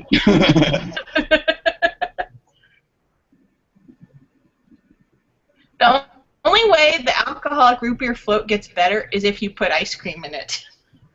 No more alcohol. Well, depending. At some point, if you can't drink it anymore, the curve is back downhill. Root beer, there is two variations to it. If you go to the brewery itself, you will get a 10% version. If you buy it in the stores, you will only get a 5.5% version. Beat. Okay, where is the brewery located? Is it in Chicago proper? I'm sure it's in Chicago. I will tell you exactly where. All right, because I will go there. They give a phone number, but they don't give the address. Go there. Let me look up the address for a small town brewery. She says she's gonna hunt it down like a dog. She loves dogs. Get it, get it. I've had my eye on getting an alcoholic root beer for a couple of years now, and they're just not really a thing very, very much west of the Mississippi, as far as I can tell. Well, that's kind of like. Well, had I known that, I would have I would have sent out some like the Sprecher's hard root beer. Well, I figured I wouldn't ask anyone if they could help me acquire it until I went to PorkFest, if I am indeed going, because Okay. if I'm driving, I have a whole trunk full. You're gonna need something to get you through like Ohio, like Especially after Angry Orchard canceled your favorite That cider. was just excruciating. Now I'm like, when is the optimal date to drink my last bottle? Have you tried the new honey version? No. You haven't tried that? Why should I date another Angry Orchard when it's just going to break my heart again? Oh no! Some of the barrel peppers and Angry Orchards are just amazing. They're just. I've had the ice. I've had the Strawman. I've had the Muse. I am lucky that I even got Wait a minute. You're a dude who drinks cider? What? What's wrong with cider? I don't know. Tastes good, and so Jim doesn't like it. To me, I mean, it goes down great like soda pop. But to me, it's just like soda pop. I'm like, wow. I use them as a dessert when I tend to be eating a lot of pork. I was gonna say, you probably use them to like give to women. You know, Yeah, like, that's where I thought that was going. There you go. When I'm eating a lot of pork. There you go. I mean, are you interested? do you like pork? There you go. You like cider? There you go. That's an opening. You know, Hey. every guy I know has like his opening line, right? You know. Do you like pork? Here, this will make it go down easier. I've never used that one, but thank you very much. You're welcome. It's just like you probably say that to all the girls.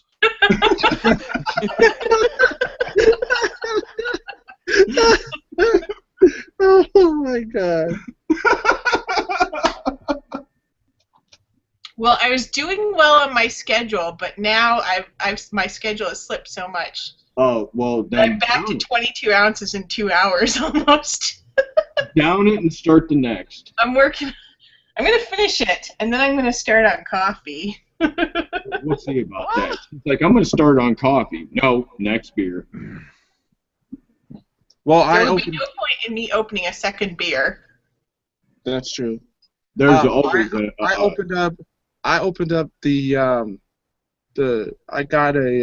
Crooked Tree. Ooh, you showed Tell us on the about that. Crooked Tree. What is the Crooked Tree? The Crooked Tree is a double IPA. It is a exact example of a true double IPA at 12%. Now that I can appreciate, right? Yeah, double is not 1.5, right? Double is 2 times. Yes. Because Dark Horse has the Crooked Tree, which is at 6%. Right. The double Crooked Tree comes in at 12%. 12%. Right. The double Crooked Tree will beat your ass. No, Scott. You're saying it wrong. It'll knock you the fuck out. Scott, they have a 19.5% Not Your Father's root beer. But that is only brewed very, very seldom. Is that that like root beer schnapps? I mean, what exactly is it at that point? But Right. you didn't warn me about that. I didn't want to warn you about that because you don't get that unless you go to the brewery. I'm driving through Chicago. He was going to try to slip you some when you weren't, ready for it. I was thinking I should get a Damn it, growler. man! Now you ruined it. I was thinking I should get a growler and bring it to Pork Fest, and we'll have root beer floats. Bring it. Bring it. I can't I'm believe you assuming- claim to be an introvert. Now, granted, you do live in Montana, so that is believable, right? And I live Fits- by myself, Yeah. and I work by myself. All right. But it's not stressful for you to like hang out in this social occasion with three other Well- people, right? It is at the beginning, and then I drink some beer, and then it's better. Okay, so maybe this should be a model for your Pork Fest strategy. See, Oh, the beer is loosening her up a little bit. You know what I'm Right. saying? Yes. We need another one. The problem is, the second beer, I take a nap. Oh well. Mm. I mean, It's like, I like light. the first We one can't have her fall linger. asleep on the show. Yeah. Yeah, let the first one linger. And honestly, this is kind of like 2 beers. No, that's only one. I don't think if One you according gave me to- a growler and said it was 1 beer, that would count. It is one beer because that is only one bottle. Growler. It is only one beer. Scott's correct. A growler. Right. Yeah. One So beer. right when the officer says, how many have you had? You can I've say, only had one, sir. no. You say, I don't talk to cops. Exactly. Call my lawyer. Am I Still being sober detained? Am enough I to free do to go? that.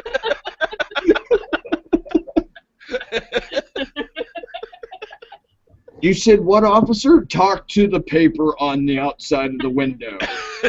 Exactly. I have to think that goes better for lawyers than regular people. Oh. Although sometimes they get their asses kicked too. You've seen those like defense attorney videos like in court where they like they get like the public defender gets punched, like it happens. It does. I gotta look that one up and see what happened to her.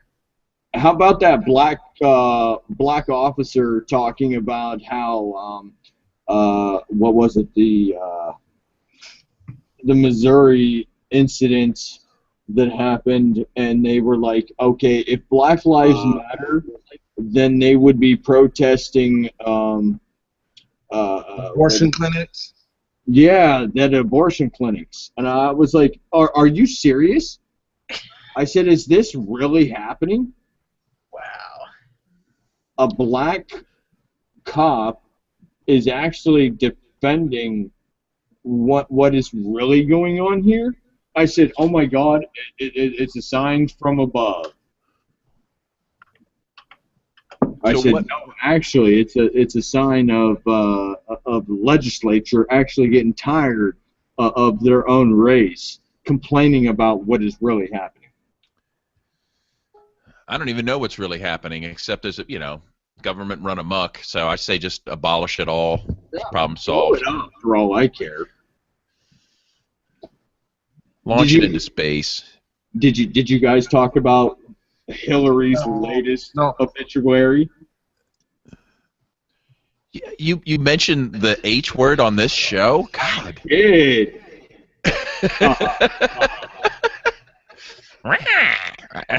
Only because of the fact that it really irritated me when she was out in Nevada supporting the illegal immigrants, as you guys would say, non-illegal Maybe immigrants. like her a little more. I just call them movers, Okay. We'll call them travelers, yes, human travelers. beings. That's what else. Hasn't Hillary been like putting on like stretch pants and going to diners and stuff to try to like act like she's like down with the common people? Like Yes. she's. I guess it's kind of like must be kind of like when Michelle Obama went to Target and somebody like, Gave I her don't a know. cup. or somebody asked her to get something down from a shelf. Did she? And she got all butthurt saying that she doesn't work for Target. Yeah. I still think that she needs to wear a cup. That's funny. I'm here to be the regular person, but I can't really stoop that low. I worked for Walmart for 6 years. I can't tell you how many times people asked me to get something off the top shelf. Well, you're very tall. Well, yeah, I know I'm very tall, but I didn't get butthurt over it. Well, and I get asked to help people with stuff from shelves too, because I'm tall. Yeah. That's all. You know, it's called being tall, and I'm happy to help these. Yeah. You know. Here's what's funny though. We never never ask people to get things off the bottom shelf for us, do we? Well, that's true. I think now that I'm thinking about it, I see what's going on. There's a big scam going on here. Maybe that's what I should start doing. Excuse me, you're short. Would you mind stooping down there and getting that for me? Right. No. It's wrong for us not to have to bend down. So therefore, would she not be helping welfare? Because of the fact that we do not have to bend down. We don't have to hurt our back. Jim Bab, you've seen how short my wife is. I tell her to get stuff off the bottom shelf all the time. Oh, don't make me go there, man. Well, you know, did people used to ask you like, oh, do you know, gosh, you're really tall. Do you play basketball? You probably get that your whole life, right? Do you get that, Chris? People ask you if you play basketball your whole life, right? That is a sensitive subject in today's society. What I would do is I still get that shit. It's like I think so.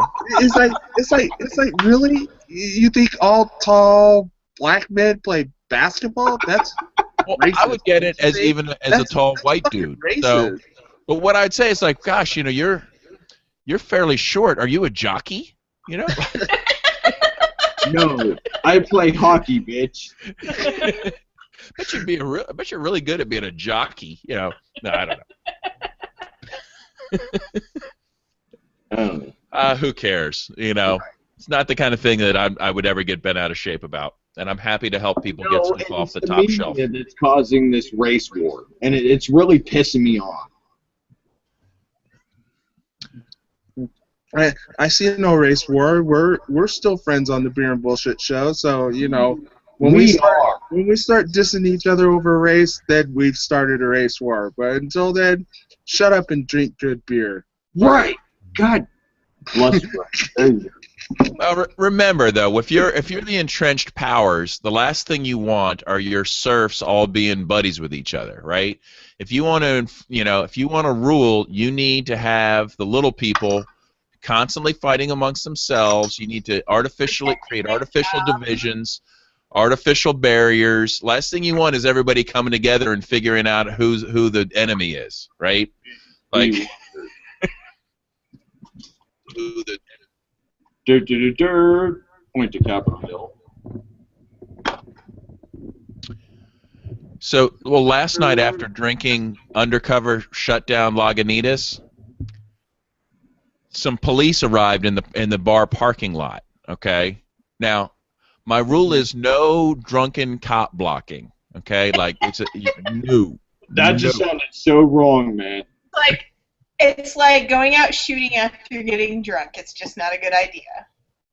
However, right? Like for some reason, like I can't resist. I just have to go on the scene with my camera. That's all. Like I don't know. Just to go film cops, right? They're actually in the bar parking lot, you know, like, and I'm like, well, I guess I'll just have to go film them. The mistake was now that after they, you know, it was I don't know what it was. I think like some woman was even just like she figured out she was lost, and they ended up like driving her to the hotel like later. Anyway, but the cops were lingering around the parking lot, around the bar neighborhood. We're like, crap, I can't get in my car now. Like, I don't feel safe getting in my car. So we had to go find another bar to drink more at. That kind of sounds like one of my friend's episodes. His dad goes to work at like 4:30, 5 o'clock in the morning, and he went to we'll just call it a Circle K, and he opened up the door. There was two cops, two different cop cars. They got out, and they looked at him and was like, "Okay, no, sir, we're not going to go in." But he was like, "Okay." He shut the door, but kept an eye on the officers as they threw out beer cans out from their car, and then came in and proceeded to get coffee in the morning.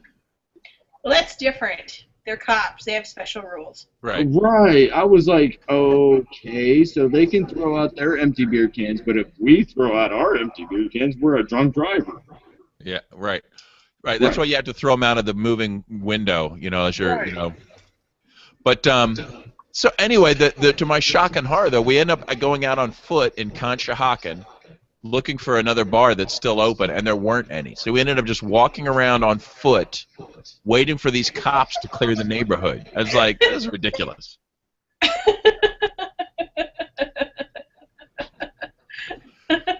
I'm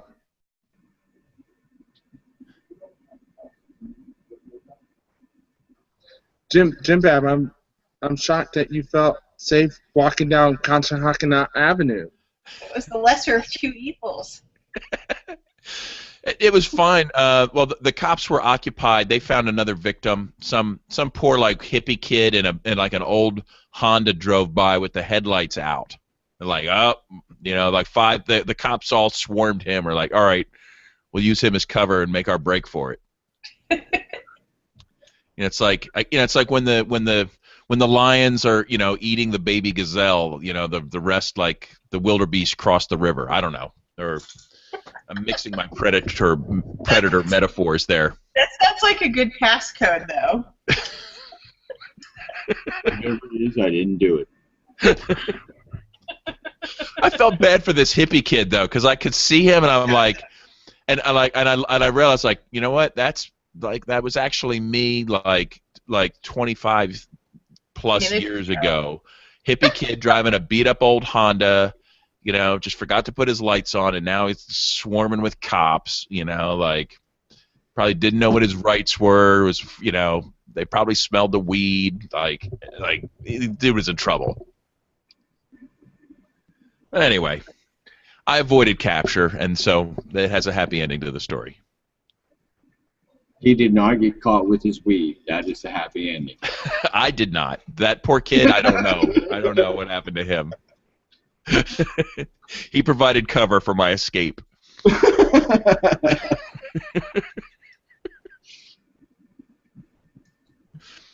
All right, guys. I'm going to bail out. My glass is empty, and I really should not crack another. So. Yeah, I should probably take a nap. Giggles has laughed her last giggle. It was sometime, I forgot to mark the time, but it was sometime between 8:07 and 8:21 p.m. So, officially less than 2 hours. She's getting better. It's only 8. It's not even 8:30 where you are, right? So. Right. Which is why it's still light outside. So you really could crack another bomber. You really could. That she could. Yeah. I could open it, then I'd fall asleep with an open beer. Oh, yeah. Nobody said that is a foul. Nope, that would be alcohol abuse. Wasting wasting that much alcohol. I thought that would be more frowned on. I don't know. I just wake up and finish the Mississippi.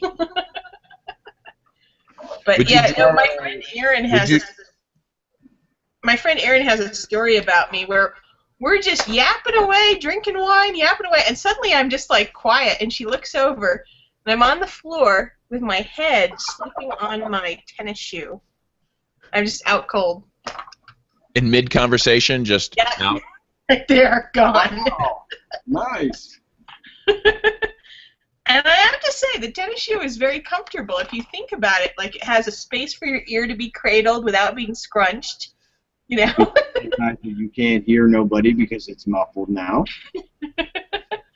She threw a blanket on me, and in the middle of the night, I woke up and went to bed. There you go. Another happy ending. Yep. All right. Well, it's great seeing you guys. Scott, thanks for joining us. Good to see Thank you. you. Kirsten, always a pleasure. Thank you for having me, Chris. No problem. Good to see you, Chris. Always When enjoy is our next show? 2 weeks. 2 weeks. All right. All right. Hey, if it's every 2 weeks, then it would be the end of the month, and then the next one would be the middle of the month, and I will be in Boston. So I will try to do a show from Boston or from at least Foxborough. Yeah, Scott, when do you go out to Boston? I will be up there. I'm looking now.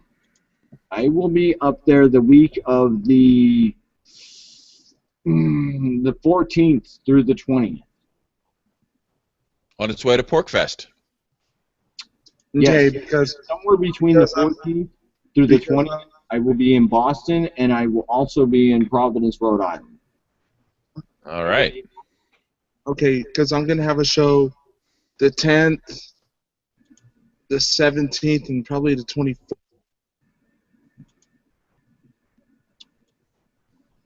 And then after that, I won't have a show for a while. I'll at least record something, and I will share it on your show. Awesome. Okay. All right. Later, guys. Good night, All Mom. right. And Giggles is still laughing, and there she goes. So what have you been up to, man? What's new? Not a heck of a lot, man. Just working my ass off. Well, that I will say the same. I definitely been working my ass off, but that's the reason why I haven't been on your show for quite a while. I've been looking forward to things coming up, things that are new, things that have been coming down the pipeline. Really not anything really new has been coming down the pipeline from my end. Everything that's new out, you've probably already know about. So I'm just I'm trying to get through summer basically, so I can get back to the fall stuff. Well, granted, yes, we both love the fall stuff. Matter of fact, I have had confirmation I will be going back to Cincinnati's Oktoberfest this year. Yay! You should. Oh man. We should do a review or at least an early show with even if it's just me and you from Oktoberfest, and I could possibly walk you through Oktoberfest. When do you usually go down there? Because I gotta work early in the morning. It's all day long, dude. So you know what I mean? Anytime I'm usually we'll probably be going down there Friday, Saturday, maybe even Sunday. If not Sunday, we'll just be doing Friday and Saturday, and it's usually all day long. That's Sunday. Okay. So if I can get down there even if I have to record a segment, I will do it, and I will send it to you or upload it, and you can play it on your show. I could do that. Because I'm also hopefully late. I think the Beer and Bullshit show before my birthday, I want to do like a hometown beer drinking kind of where we're all featuring stuff from our local hometown. Since you're from Ohio and near the Cleveland area, you could do like Great Lakes and anything that's like local to you. Right. I can do anything from Great Lakes to Hopper Frog to Thirsty Dogs to And then I know there's a new brewery coming up in here in Springfield, and I want to try some of their stuff on the show, and um, I want to try to go down to St. Louis sometime this summer and go to this brewery called Four Hands. no, I've actually heard very good things from them. And do like a taped kind of session and play it back on the Beer and Bullshit show. Very nice. I actually did a couple of those this evening. It was just like a little 1-2 minute, maybe even 3 minute little tidbit on my channel about the beers that I was having this evening out at 101 Beers and the Bottle of the Wall. The same spot that I talked to you before when I was having the Three Floyds. The Three Floyds, right? Yeah. I want to try to do a day trip to go up to Three Floyds. Oh, very nice. I want to try to save up some money so I can get a couple of cases of stuff, since my connections are falling through. Thanks, Andrea Holst. Okay, you could have sent that gumball head. All right. Anyway, I'm not very happy. She's like, well, they won't send beer through the mail. You're not supposed to tell them yet you're sending beer through the mail, woman. No, you're supposed to get the beer and then you send it through. But anywho, I will throw this out there to you because you are in the beer industry.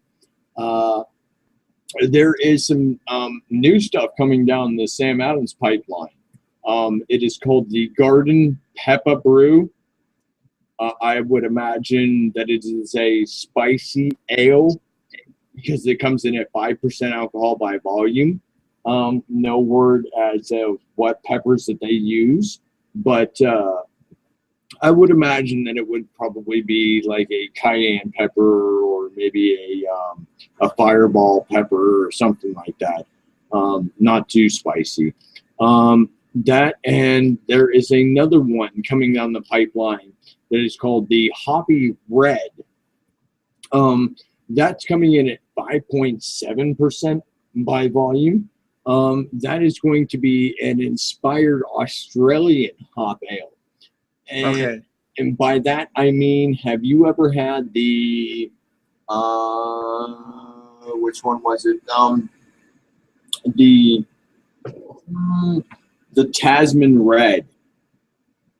Yeah, I've had the Tasman Red. Okay, that's what reminds me of this beer, because the Tasman Red was a Tasmanian hop ale. And that's what this one reminds me of. It just says an Australian hop ale. Right. Almost like this one. Right. Tasmanian. That's exactly what it reminds me of, because they said that here's your first look, and I'll show you the picture for what your dog there, Dave, has reviewed it. So right. Yeah. And you know that this is by far the best Schlafly beer I've had. Hands down. Really? Yeah. And here is a look on your show for the upcoming Hoppy Red Ale. That's the very first look at what they could be using. That's becoming a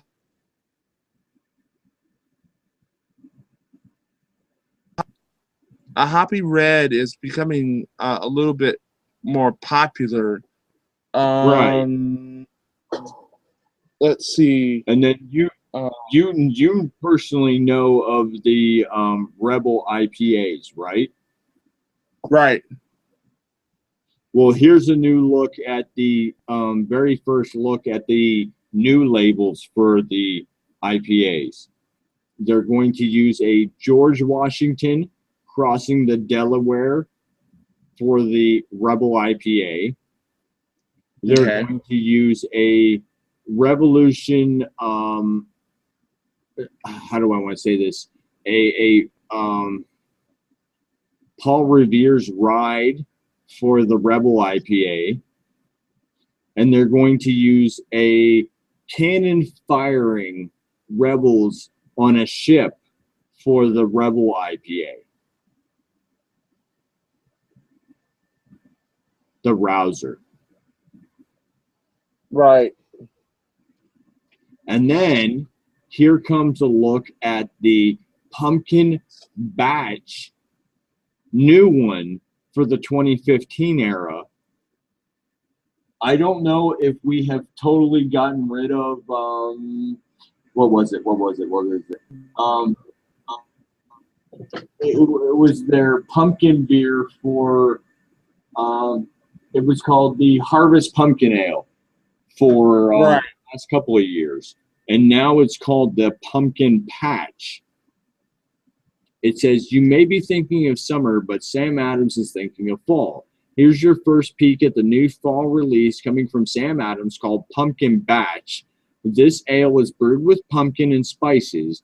It is actually a saison that uses the classic fall spices.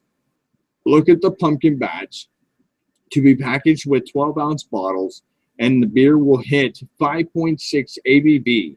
As a bonus, we have the 2015 packaging for the Sam Adams Oktoberfest, which is right here.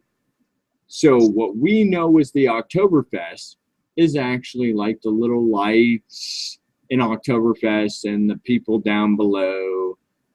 But this is a new packaging coming in from Sam Adams for the Oktoberfest. So it's using the same kind of blue ribbon style ribbon down here as it did for the Pumpkin Batch, but it's now alternately covered in its, I would say, its traditional color. But I'm still like you. I'm waiting for Oktoberfest. Yeah, that's sad. It's May, and I'm already looking forward to Oktoberfest. Right. I'm just like anxiously awaiting Oktoberfest because that has to be the best beer, or Oktoberfest style beers has to be the epitome of best beers that I have ever drank. Besides, I mean, the next best beer that I have ever drank is box and box styles and double box and single box and triple box, and it's just like, oh, I can't wait for fall again. My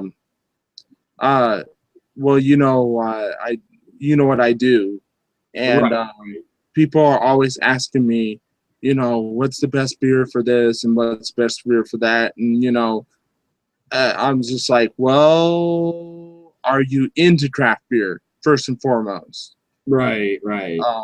Well, yeah, I'm into craft beer, so I kind of go outside the box. I mean, and stuff. But if they're just if they're switching over from like PBR, freaking Miller Lite, Coors Light, and stuff like that, and they're looking for something more quality, then I start them with, just the basic stuff. Right. And I'm like, and they're like, well, what beers are you always looking forward to? And I was like, Oktoberfest. Hands down, Oktoberfest. Because that's my beer. Well, that's what I tell people all the time is they're like, why do you like Oktoberfest all the time? Because naturally I wear an Oktoberfest hat. And they're like, what's so special about Oktoberfest? I said, number one, if you have not been to an Oktoberfest, you just don't understand. Right.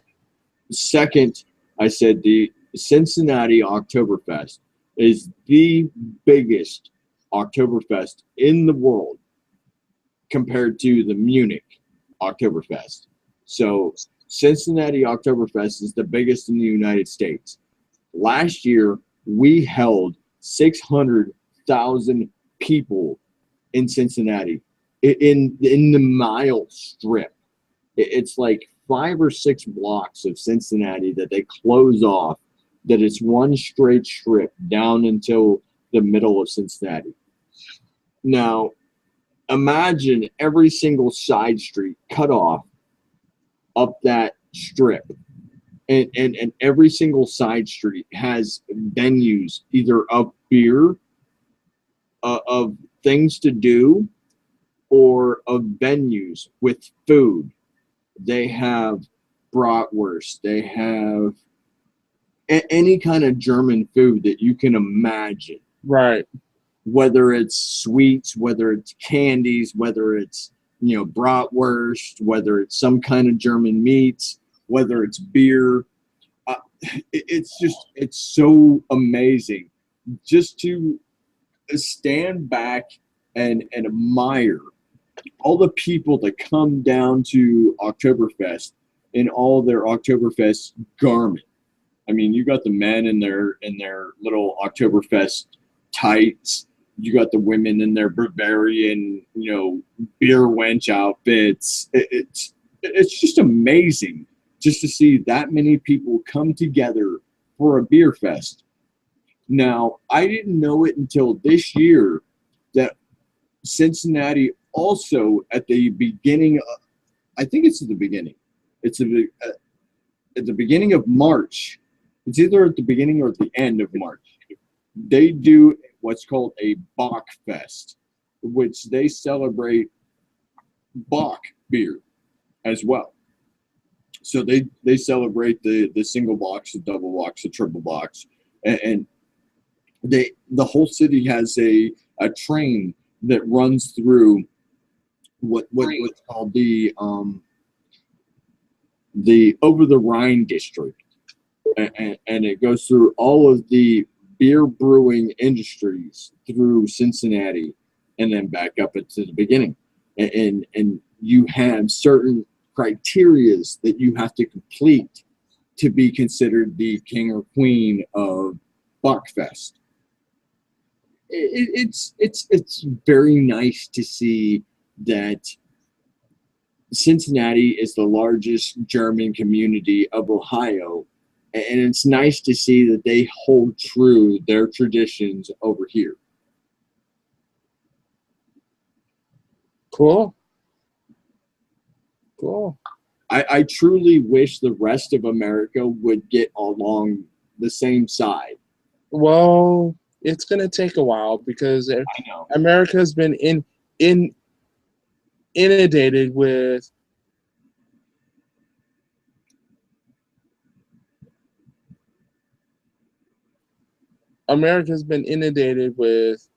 Budweiser, Miller, shit like that, and it's gonna take a while. It really is. I mean, you and I personally know more than anybody else that not only it's a taste thing, but race thing. And the only reason I say this is because of the fact that I see more people that come down for Oktoberfest than I do any other beer festival in the world. And it's not a race thing. It's a culture thing. And that's what I would love for the rest of America to do. I mean, as Americans, me, you, Jim Bab, Giggles, I will call her that. Yes. And amongst everybody that we know, it's not a race thing. It's not a culture thing. It's not a religious thing. It's a beer thing. Get together, have fun, and enjoy yourselves. I mean, nobody has to fight. Nobody has to bicker. Nobody has to, disagree. Just get together over a simple object as beer and have fun. beer has been a simple pleasure of American culture since the very beginning. And I think we need to go back to the original beginning and revisit our heritage as Puritans to realize, hey, this is what we need. This is what we got to do. This is where we're supposed to be. We're not supposed to be bickering over who has the biggest plasma screen TV or the LCD screen TV, who has the best of the best, who has the best car, who has the best house. Who gives a shit? I just want to sit down with every single person and say, hey, Prost, cheers, Lasante, etc., etc. Here is a beer. I want to share a beer with you. Cheers. Let's toast to the good life. Let's toast to life itself. And move on with life. I mean, I've seen so many hardships today that I'm just sick of it. I'm sick of everything. And I just want to sit down with people like you, like people like Jim Bev, like people like Giggles, and people like, anybody who wants to join this show. I don't give a shit about politics right now. I don't give a shit about, the housing industry, the financial industry, the hardships, the easy ships. I just want to sit down and be able to have a beer with my friends.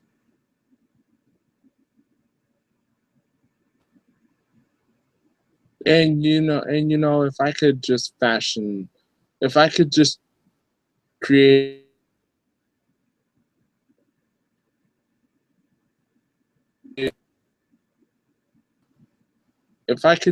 a machine and just compile all my buddies every day, and we could just sit at one particular bar and just drink good beer every day, I would love to do that, But, once every other week is probably the closest I'm going to get to that particular point.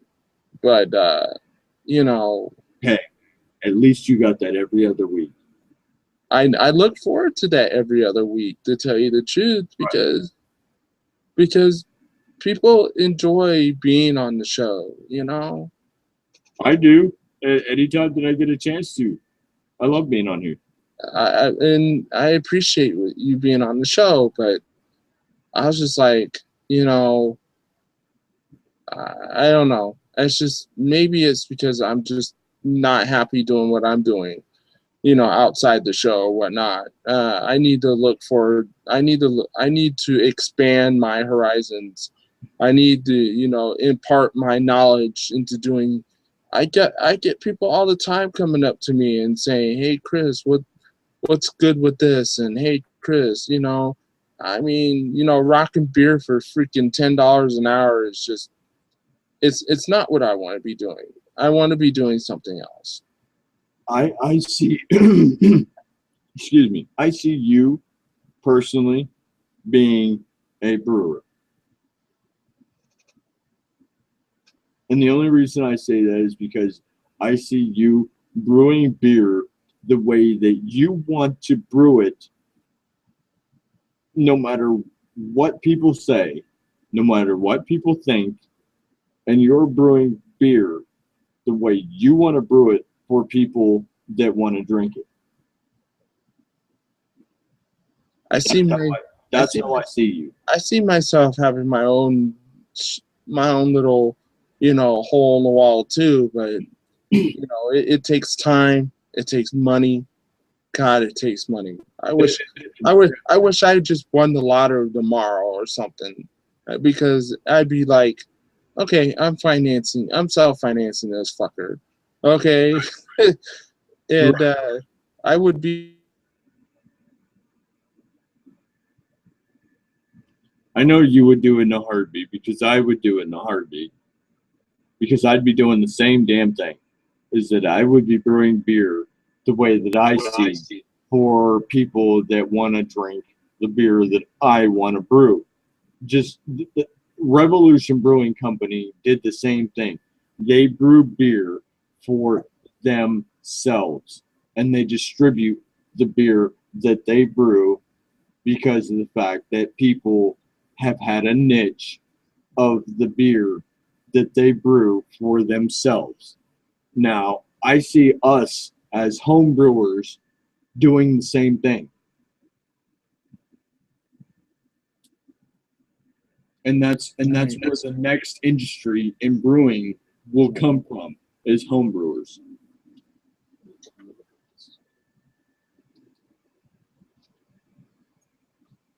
So I would exclaim to you as a home brewer, come up with 5 to 6 recipes that you know how to brew and that you've brewed and you are happy with. And I would start pushing them towards, friends, family, people that you drink with, and people that you think that like what you brew, and start calculating how many people like your brew, how many people come back for your brew. If you sell out of a single home brew, or if you sell out in all of your beer, you have a single purpose in life, and that is to brew. Well, I'm hopefully getting back to doing it this month because I'm really itching to do my honey Hefeweizen again. So now, is that it? I want to ask you personally, because of the fact that I've heard you say something similar before, but your wife likes it when you homebrew, right?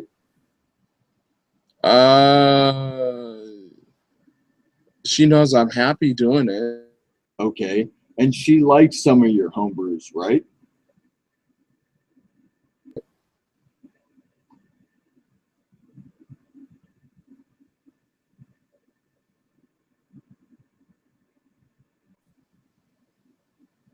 She knows I'm happy doing it. Yeah. Well, that's just another niche, especially with a married family. It is that if she knows that you're happy doing it, and if she is comfortable with it, and if she knows that it will eventually make something of you towards your family ambition, run with it.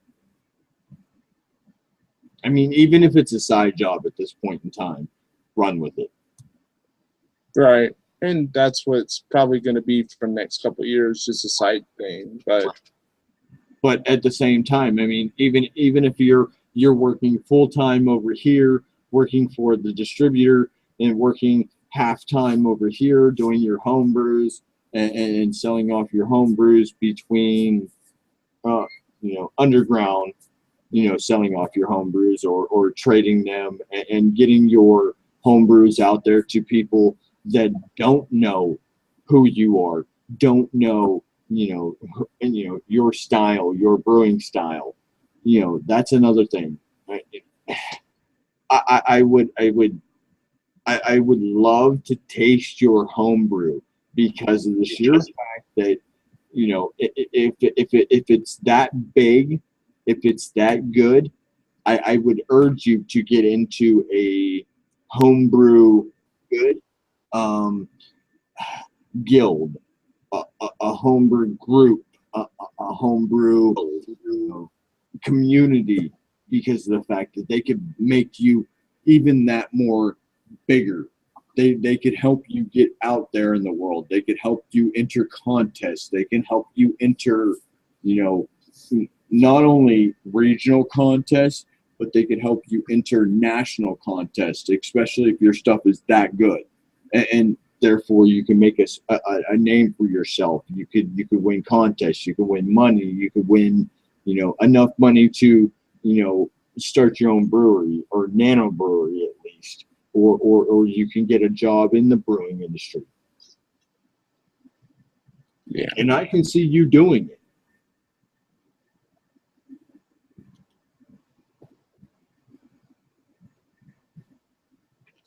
All right. Well, I need to head to bed. I need to get up and early to do this distribution job. All right, man. You have a good night, man. All right. Take care, man. All right. You have a good night. All right. Later, man. Later.